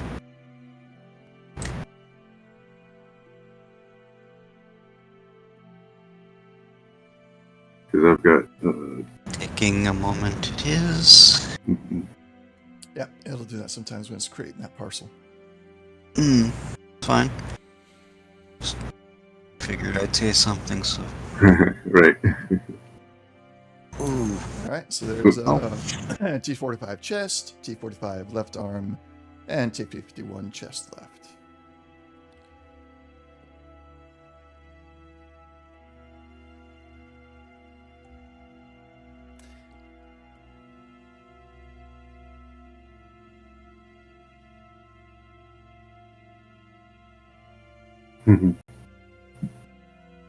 Right. We pretty much bottom out.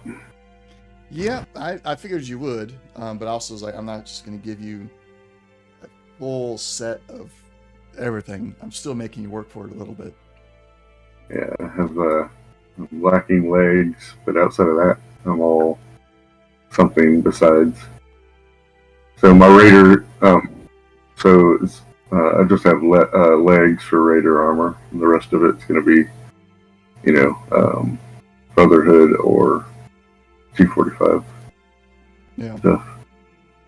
Make sure when you're swapping out your power armor frames that you pull from the frame before you drag into the frame, because Right. it will not return it to your inventory. Good.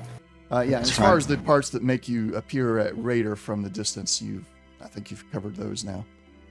Yeah, that's why I was like, I'll just leave the legs. And, didn't have any, and he needed the legs anyhow, so. Yeah. And so I grabbed the helm and an extra chest piece.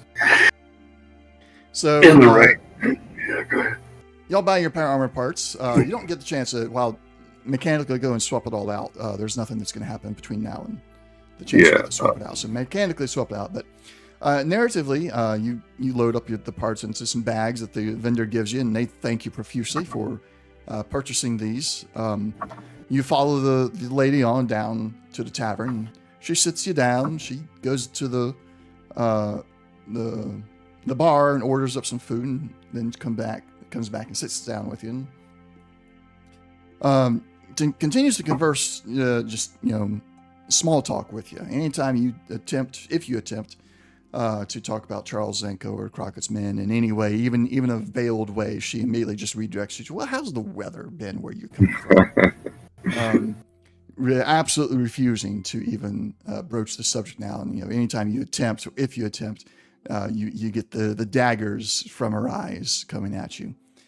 You start to get the feeling that if it wasn't for the fact that potentially she's aware that you guys have vital information for Crockett's Men, she would have already shut you down, and everybody would have froze you out of even discussing Charles Zanko or any of the other Crockett's Men. After about 30 minutes or so, you're mostly done with your meal now. She stands up and says, well, gentlemen, it's been wonderful sitting with you. I really do hope you choose to join us here at the Alamo. Again, it'd be great to have some new faces, but I do have other duties I need to attend to, and well, I'll be seeing you around. You sit here as long as you like, and just enjoy the atmosphere.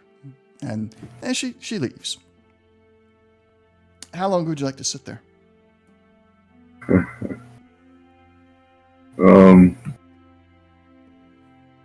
Well, I guess I'm gonna get something to eat. So Well, you're already mostly through your meal. Okay, I gotcha. Well, I'll pull out the new helmet I got, and if it needs anything, I'll polish it or just look at it or admire it, I guess. Okay.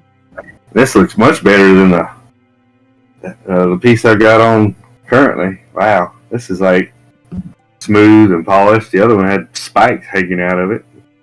Jeez. No wonder they thought we were raiders.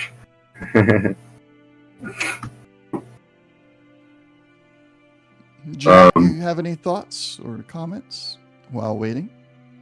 Yeah, quietly, just like, if kind of wish we didn't have this runaround, but hopefully somebody's who knows knows about this is going to be willing to talk to us soon. Oh yeah, I forgot about that. I was enjoying the food, and I'll look around and see if I see anybody that was acting peculiar if they were there. Either the military guy or the guy in the line, or even the guy we bought the pistol from. Perception speech, please. Speech? All right.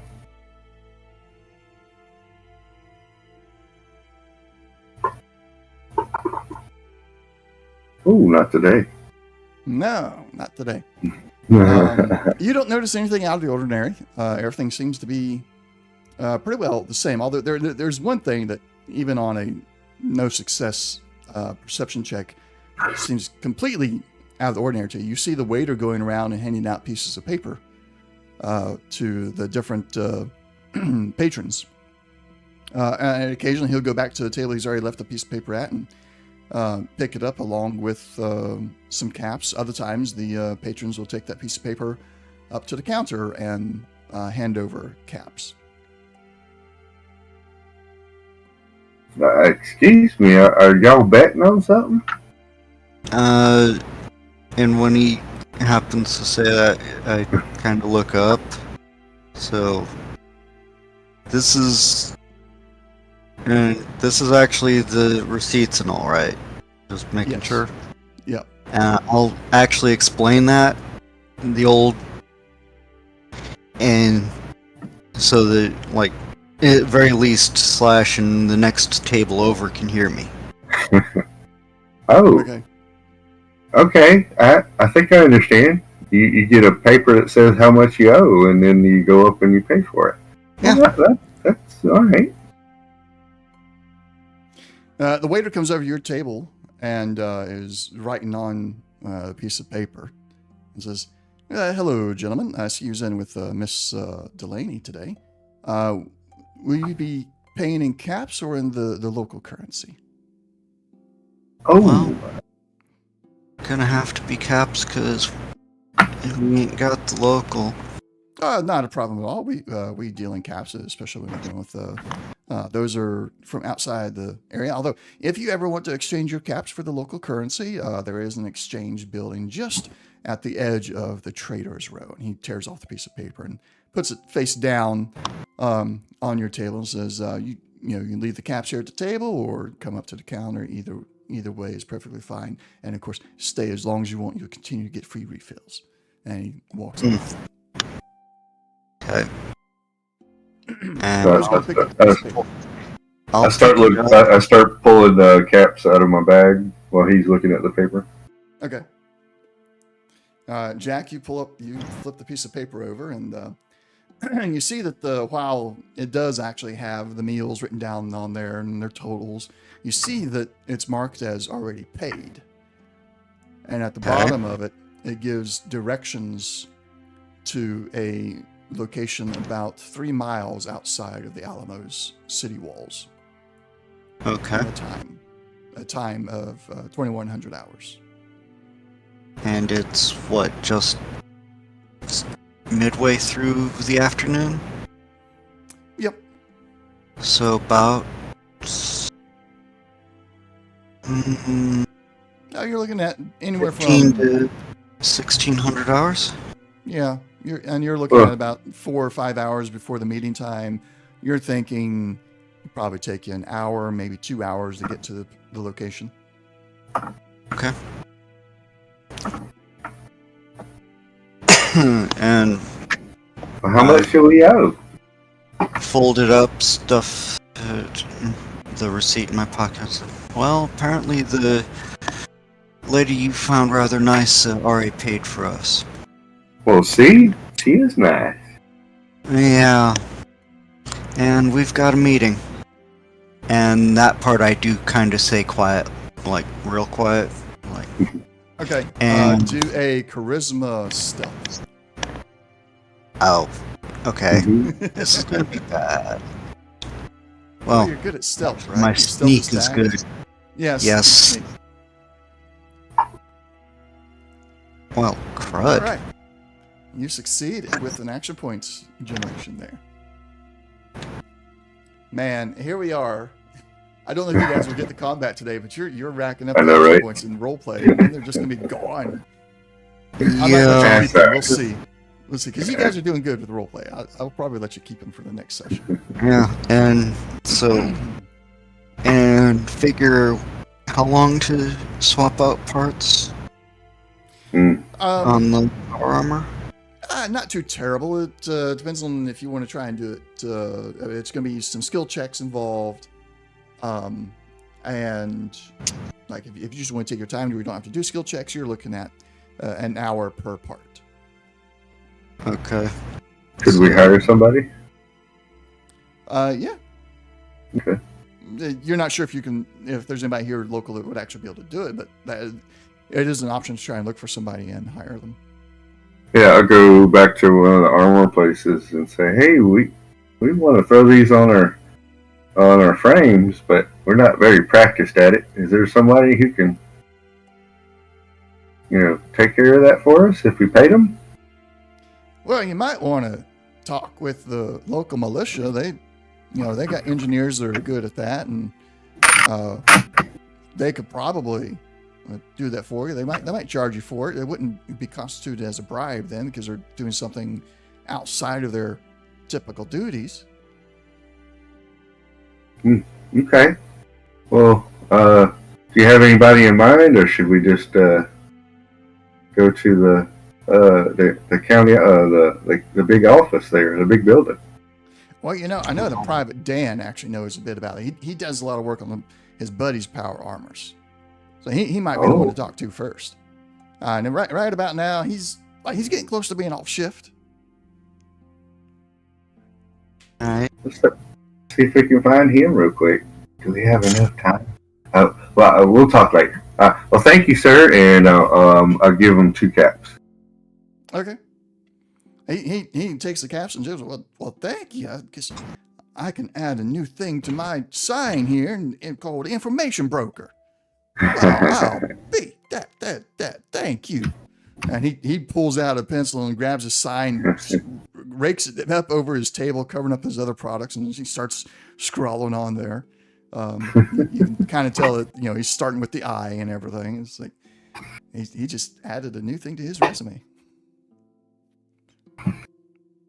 Well, we're business makers. We're trendy. Let's go see if we can find Dan. Jack, are you just trailing behind at the moment, or is there anything else you want to try and do before At the getting moment, outside of the Trader's Row? Yeah, at the moment I'm just gonna follow along, but Okay. keep an eye out if I can about anybody acting too out of the ordinary, maybe. Okay. Nothing at the moment. You guys you haven't really been talking about Crockett's Men or Charles Zanko or mentioned anything in that realm. So you haven't noticed any other reactions to that. Most everybody, you've seen a couple other ghouls going about. Obviously, no glowings such as yourself, although you're able to keep that hidden for the most part. There's been other ghouls here. You don't think any of them are pre-war ghouls, but some of them look maybe 100 or so years old, and not quite the 200 that you're surpassing. But other than that, you know, they're not even really paying that much attention to you guys as new faces. The Alamo is actually big enough to where not everybody knows everybody. You're starting to realize very quickly that the fact that you were mentioning the names is why the lady caught on to you really quick, and the others, and it not at all the fact that you were new faces in town.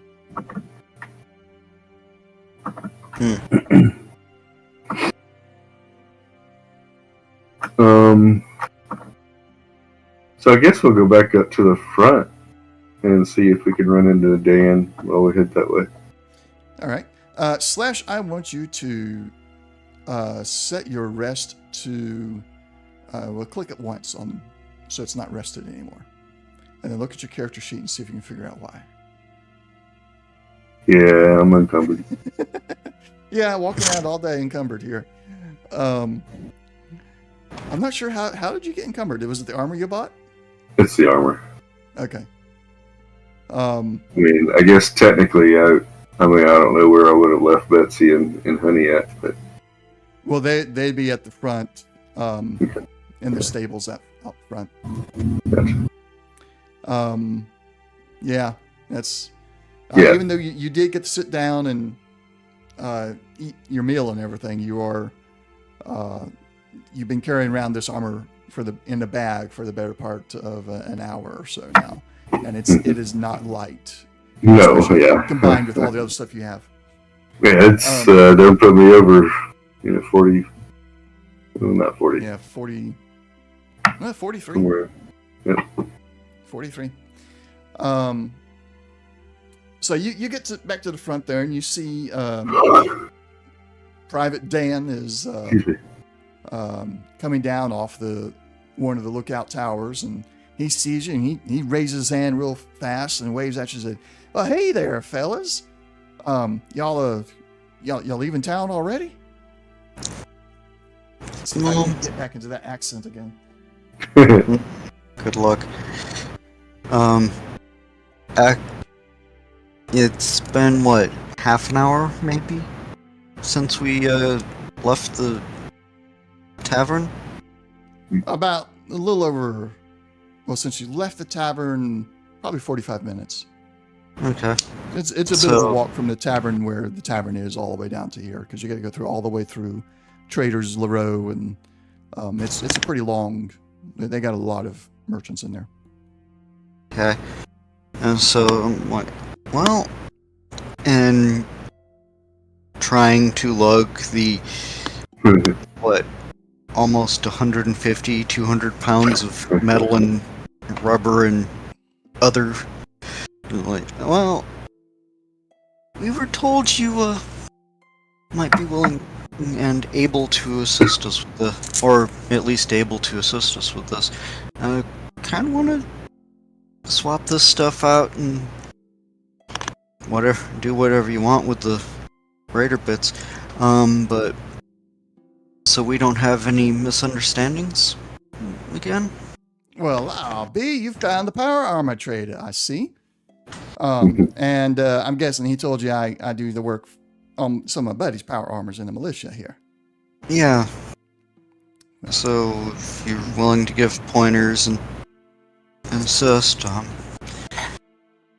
I would be quite happy to pay for your time, but you don't seem to be interested in that, so... Well, no, I am quite interested. It's just, give me 10 seconds. And he starts counting down from 10 seconds.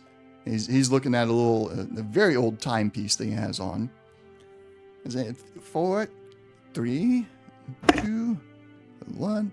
Okay, I'm officially off duty. Let's see what you got there. And he just grabs the bags from you, opens them up, and starts going through and say, yeah, that'll work. You got, and he's looking at your bag, slashes extra chest pieces. Well, you can have to pick which one you want. And do y'all know how much you can pay for the work?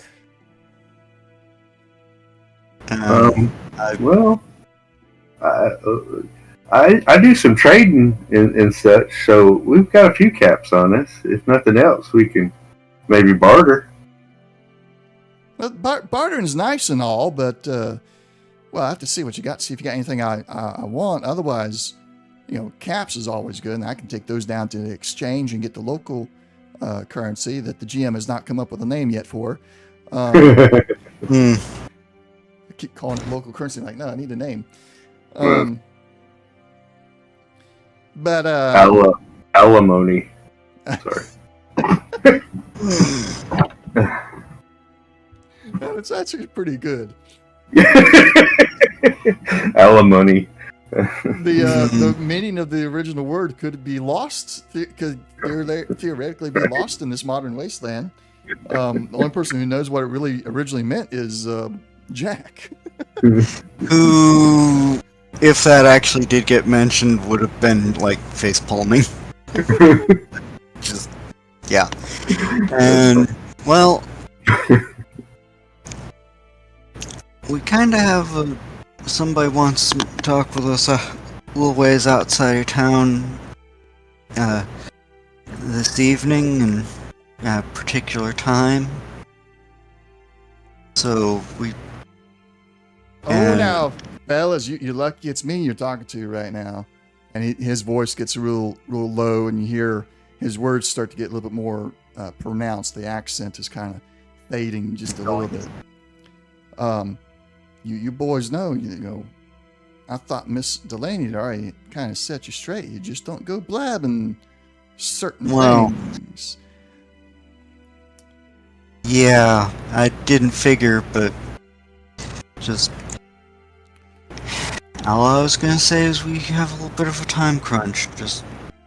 I'm fully aware of your time crunch, and you won't need your power armor when you go out there. That's fine, just... You, in fact, you're probably going to want to come back here and rest for the night when you're done with your little rendezvous. Yeah. Well, I guess if that's the case, then can we just give you the pieces and you just fix it up nice and you tell us how much? Well, how about how much do you think we're going to owe you? Well, I'll tell you what. I can do 50 caps per piece that I replace for you. And then if what you said was true there, Mr. Ghoul, because I don't, did Jack ever give his name to Dan? I know Slash.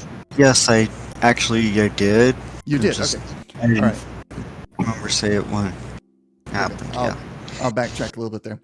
And if what you said, Jack, is... if you want to still stick with that, like if I can get I get to take the Raider parts, I can salvage those for other things. I'll do 25 caps per part. Okay. Well, I think I'm gonna hold on to my extra pieces just in case I get like really badly damaged, I can just slap one on. Well, I say slap one on, but I could put that one on instead. But yeah, I'll give you the 50 caps per. I think my helmet and his left arm changed. All right, I could do that. What about you? Picked up some chess pieces here, didn't you? Didn't you? Well, yeah, I already got the T45 on here on the chest. Oh, okay. So if I get the helmet That's right. and the left arm, I got this. I got this from the Brotherhood of Steel. This right arm. But those guys are kind of nice, all military like. But yeah, if we get the head and the left arm, then I won't look so much like a raider. It'll just be the legs that are all kind of raider like. But we can deal with that.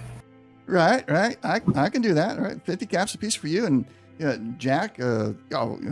Slash there makes a good point. If parts get damaged, you have spare parts to put on real quick. If you don't, not somewhere where you can repair the damaged parts, but I mean, I'd sure appreciate getting those ready parts so I can salvage them. But up to you. Yeah. Sorry, I didn't hear that. Yeah, I'm sorry. Well, that happens. But yeah, best to just hand them off and we'll find other parts and pieces. All right. We seem to go diving into pre-war military bases fairly frequently. Well, And I only wish I could go out there and adventure like that, but I yeah, haven't been assigned to any of those expeditionary forces yet. One day. yeah, well, do that fellas. too. We'll settle up on the other side. I'll go and take these bags. I know where your armor is. I got my tools. I'll get to work on it, and I suppose we'll probably settle up in the morning before you head out.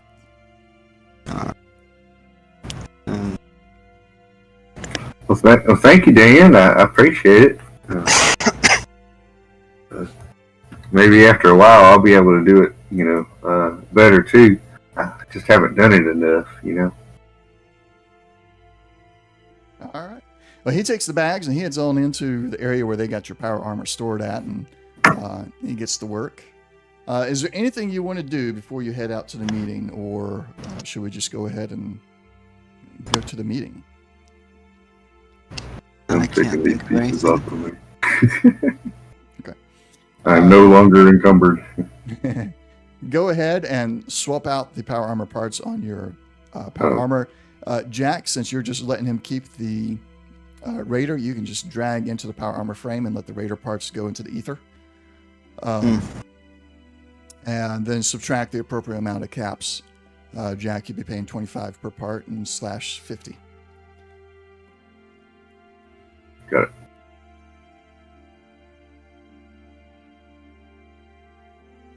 All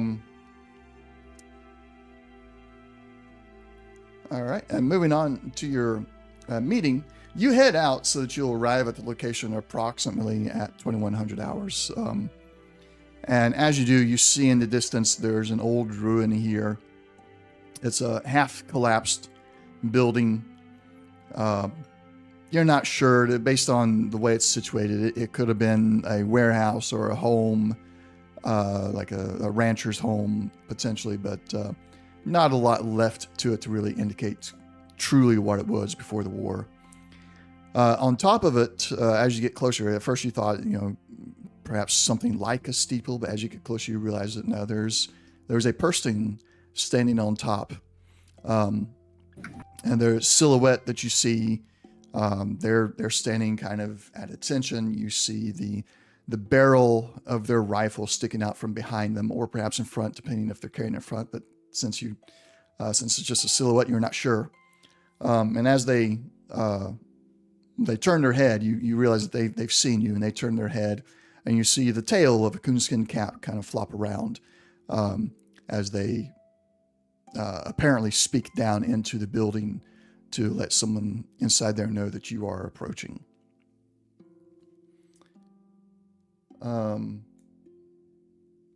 Now let me find the correct image here. It's the wrong area. NPCs, Fallout. Nope, that doesn't give it. Did I ever give you guys a Charles Zanko image? I thought we'd seen him before. Yes.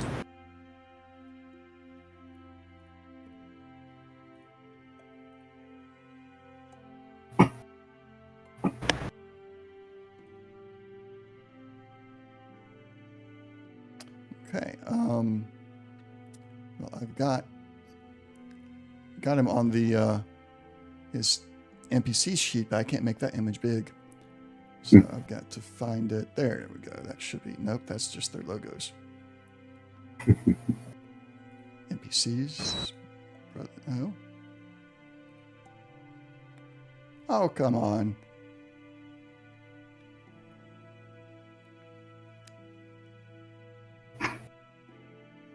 Well, that stinks. Can I share this? I can share this. And just click on the token image to get his face up there again. I'll have to figure out where I put it at. I've been reorganizing and apparently I have lost it. Somehow. Unless it's here. There it is. Got it. And now I just got to, well, no, that's not helping because that's, oh my goodness. This is a problem for me because once I find a problem, I can't help but try and solve that problem. Well, yeah, because you're going to forget about it later on, so. Yeah. I hate that that happens in the middle of the game, though. Oh, goodness. It's not there. Okay, good. Jeez. Yeah. NPCs, Fallout. I'm going to grab a cup of water real quick. All right. Be right back.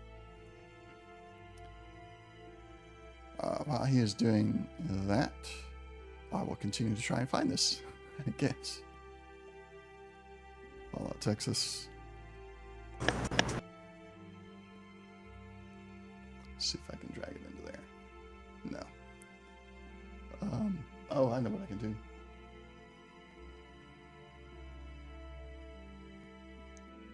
I can bring it to here.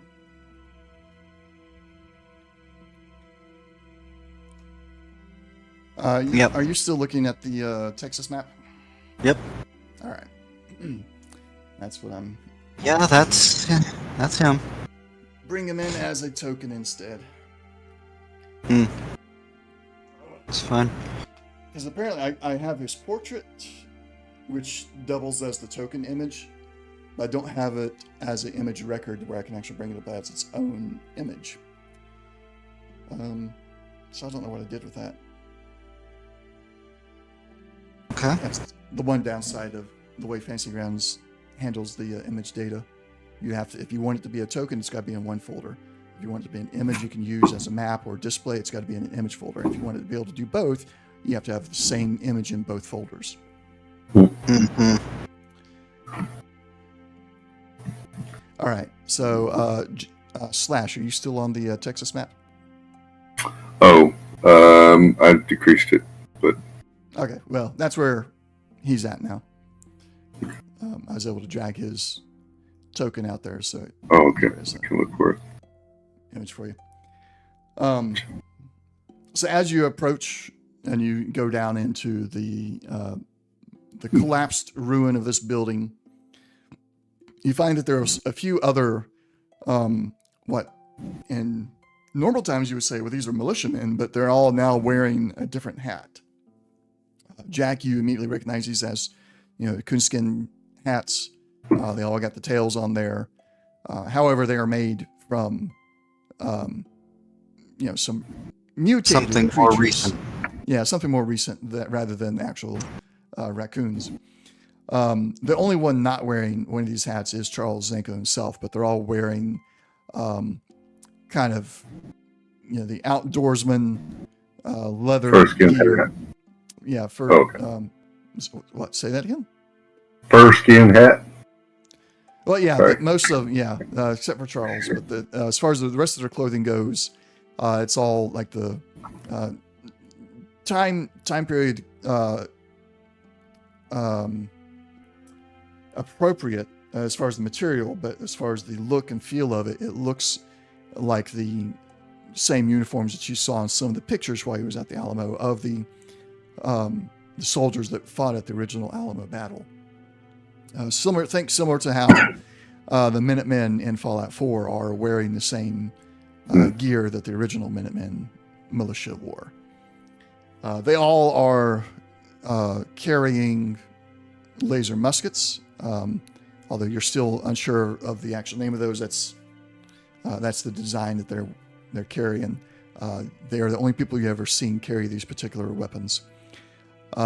Most of them have them slung across to the back. A few of them are on the outer edge, have them out and at the ready, watching the horizon for any trouble. Charles stands up from where he was sitting at, looks you over, says, "Well, you boys got a bit of splaining to do." Yeah, we got some goodly bit of information you need, and starting with, well, we got it. The box you sent us off with to Jammer. So, the doctor was dead. He murdered his friend, his companion, and took it right back to the Enclave. You've confirmed that this is the Enclave. That's the name of this organization that's providing Yes, raiders the with Brotherhood of Steel was quite happy to, when we finally got through to them, explain who they were. Or at least as much as they're willing to say.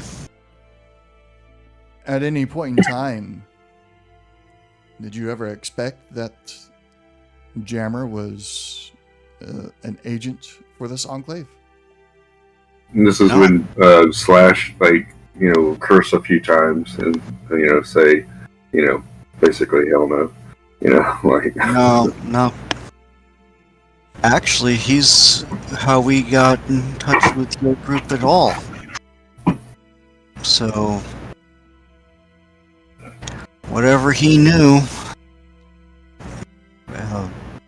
he's probably, if he hasn't spilled the beans yet, he might be on his way to doing so. And you say that he killed the doctor and he killed his bodyguard, who, by the way, was another one of our men.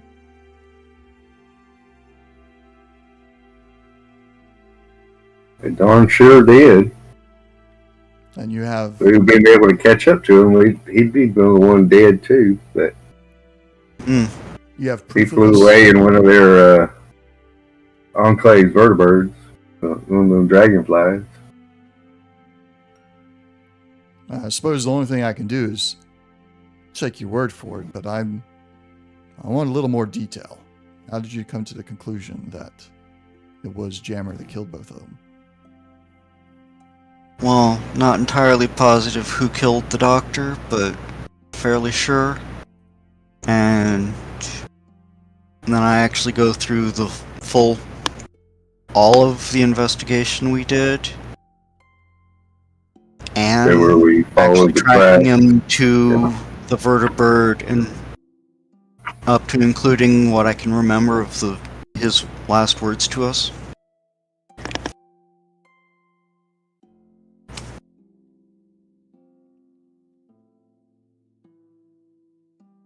Then he mulls it over for a little bit,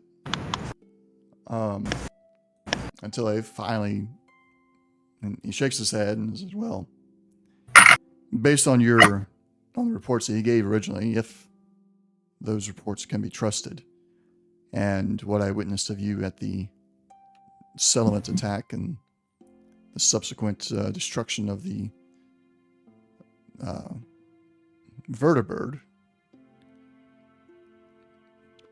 I'm inclined to believe you for the moment." What is the progress on tracking these vertibirds? Well, once we got a hold of the Brotherhood of Steel, they actually, they're setting up, tracking station at Raven's Watch. What is Raven's Watch?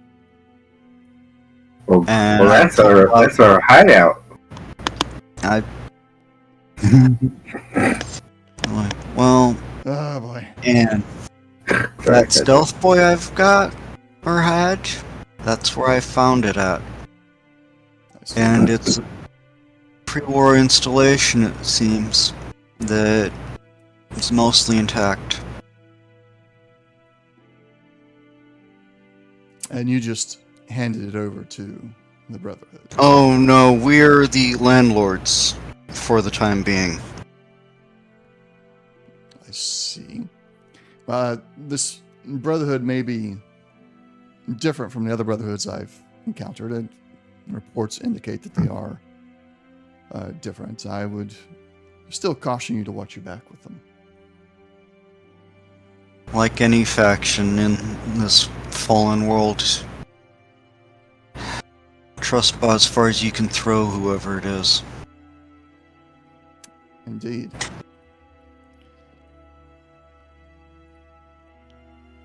Well, I appreciate the update.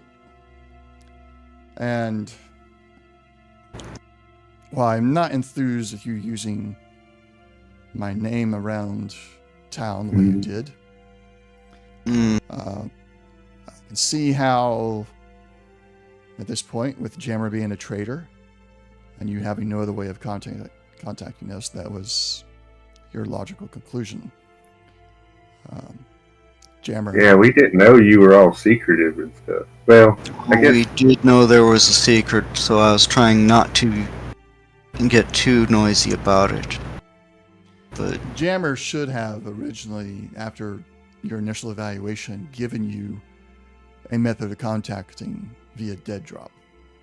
But since he was a traitor, he obviously had other objectives in mind, and perhaps even thought that you trying to contact us without the proper channels would have caused strife within the ranks or within the city. Fortunately, we have enough people out and about that was able to intercept and prevent any permanent damage to our organization. Although it still remains to be seen if anything will come of it. In the meantime, should you need to... Hey, who's moving my token? In the meantime, should you need to contact us again, if you're here at the Alamo, go to the weapons vendor who the lady took you to and ask for a black powdered weapon.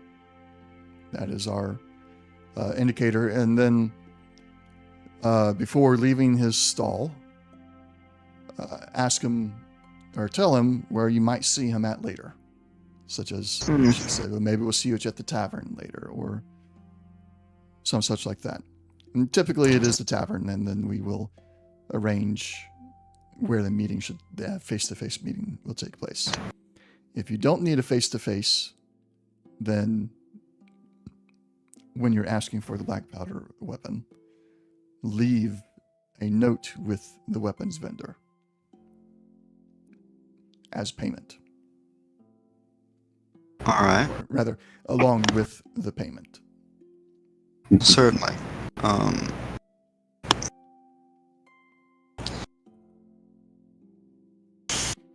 Though I'm just moving it so I can look at the map. Sorry. Yeah, all good. All good. I was just messing with you earlier. And I actually asked about the other drug we brought back. Well, I had brought to Jammer. And it's like, did you get the information about this? The Well, there's only- one that's basically Psycho, Buff, and Jet all at once. Yeah, there's only one drug. And Okay, the stuff, the questionable, I guess. The stuff that makes super mutants, or we think makes super mutants. Oh yeah, that it's the same. I think. I've got it as two Or different things. Okay.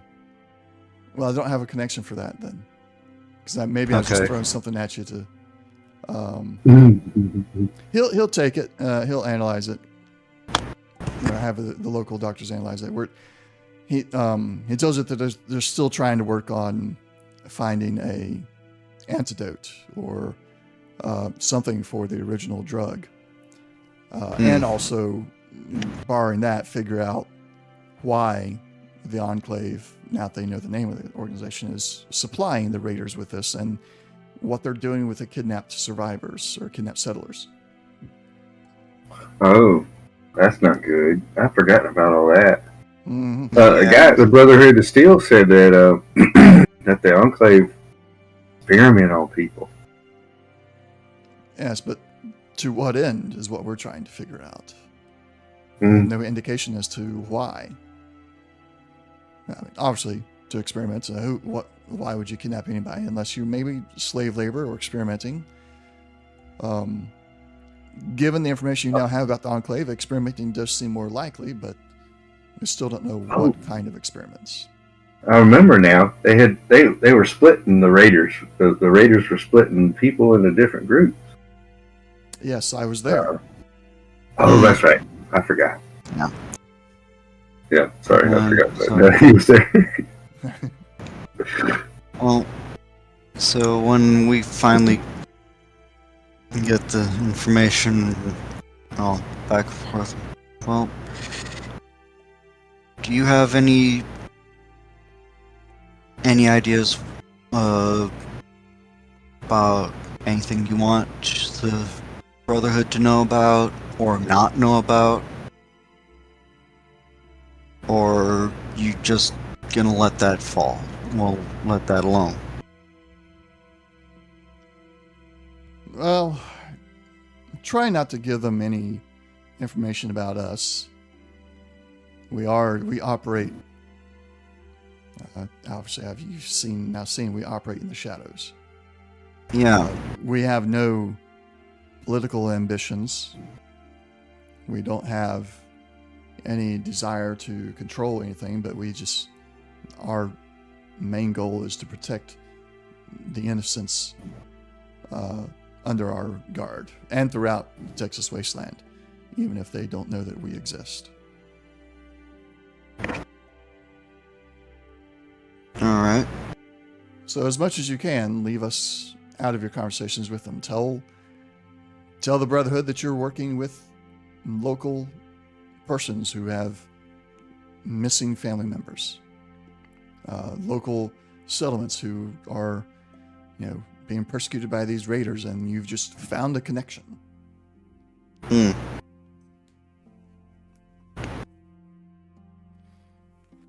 However, if you do find Jammer again, after you have the tracking software running, do let me know. And he gives you other methods of contacting them, different areas like dead drop instructions for all the major settlements, as well as locations that you can go to and send a signal from your Pip-Boy, and it'll be picked up by some of their listening posts.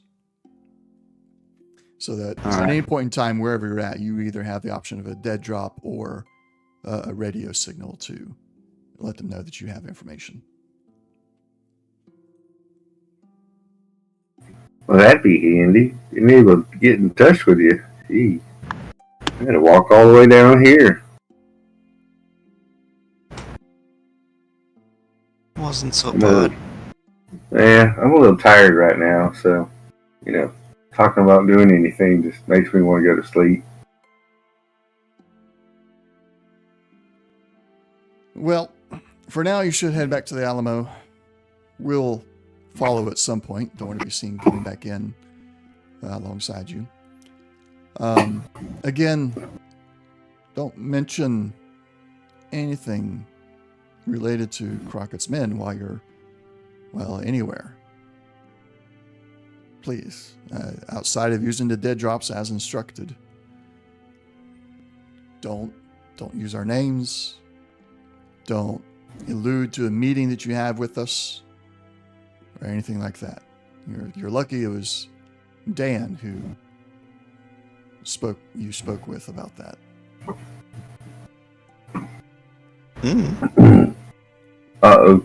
Did I notice anybody else in town at the Alamo wearing these first skin hats? No. Okay. This is the first time you've seen these kind of hats. Gotcha. Where can I get one of them hats at? They look comfy. You would have to actually be one of Crockett's men to have this. Oh. Okay. I ain't seen nobody else wear none outside of around here, so is that kind of secretive? It is. Okay, I'll make sure I don't ask, because I was going to ask somebody if I could have some one of the hats, but maybe I'll find me a mole rat or something. Make me up a fur hat. Not like yours, but just saying. Anyhow, question. I guess I get a little punch drunk when I'm tired. Maybe I should go to bed. If there ain't nothing else. That's all for now. Aside from, I think you had a question, Jack? GM question, actually. Disneyland. Did it exist in this world, or is that entirely outside of it? That's entirely outside of it. Instead of Disneyland, there was Nuka World. Okay. So nothing along the lines of the Mickey Mouse ears, or the old David Bowie, Bowie Crockett stuff that was like every frickin' where in there. So... yeah. I mean, Alright. anything related to the Alamo you would still find, but if Disney World or Disneyland or anything like that came up with the idea or the merchandise, then it would not. Okay, so Yeah. the joke I was going to go with is not going to be worth anything. Okay. With, 'Cause I was going to, like, so alright, we're going to go to Disney World. No, I can find a mole rat and scalp it and make you a pair of ears. Yeah. I thought you were going to say something like, now that you won the Super Bowl, what are you going to do? Oh, we're going to go to Disney World. No. Sorry. All right. Well, I think, we're right on time today. A long, good session of roleplay here. Sometimes those are needed. No, I think it's good. You guys have learned a lot. You navigated your way through a secretive organization's way of trying to just stay out of the limelight, and got in contact with them anyway. Did really good. I will mention that the Red River Army is entangled with the Raiders. I mean, the Enclave as well. Or seem to be. Yeah, we ran into them, and they were looking for the. No. They were looking for the same materials for power armor. Yeah. Yeah. And they have vertibirds. Since the only vertibirds you've seen before that were the Enclave ones. That's your connection. I thought Shaky. I thought we had made. Nah, yeah, I guess you're right. We didn't have a solid, but it might be working for them. We How heard about them. that? Yeah. So he'll take all the information from you.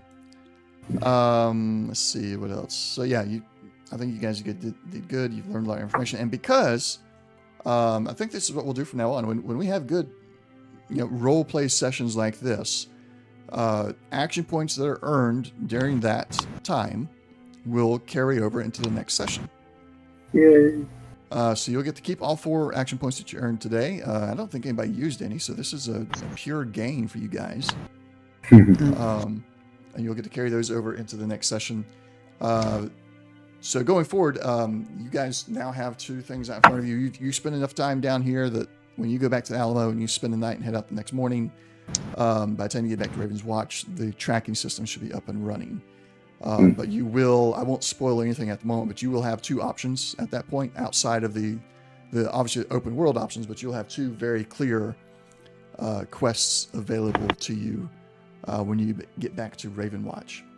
Okay. That we will get to encounter next session, which will be June 8th at 0800 Eastern Standard Time.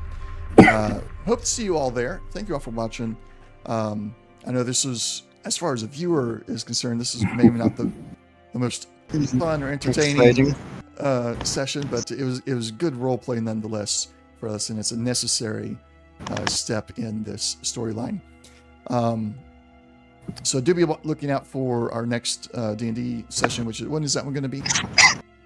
Oh, D&D. Following. Yeah, give me a second. The 2nd of June. 2nd of June.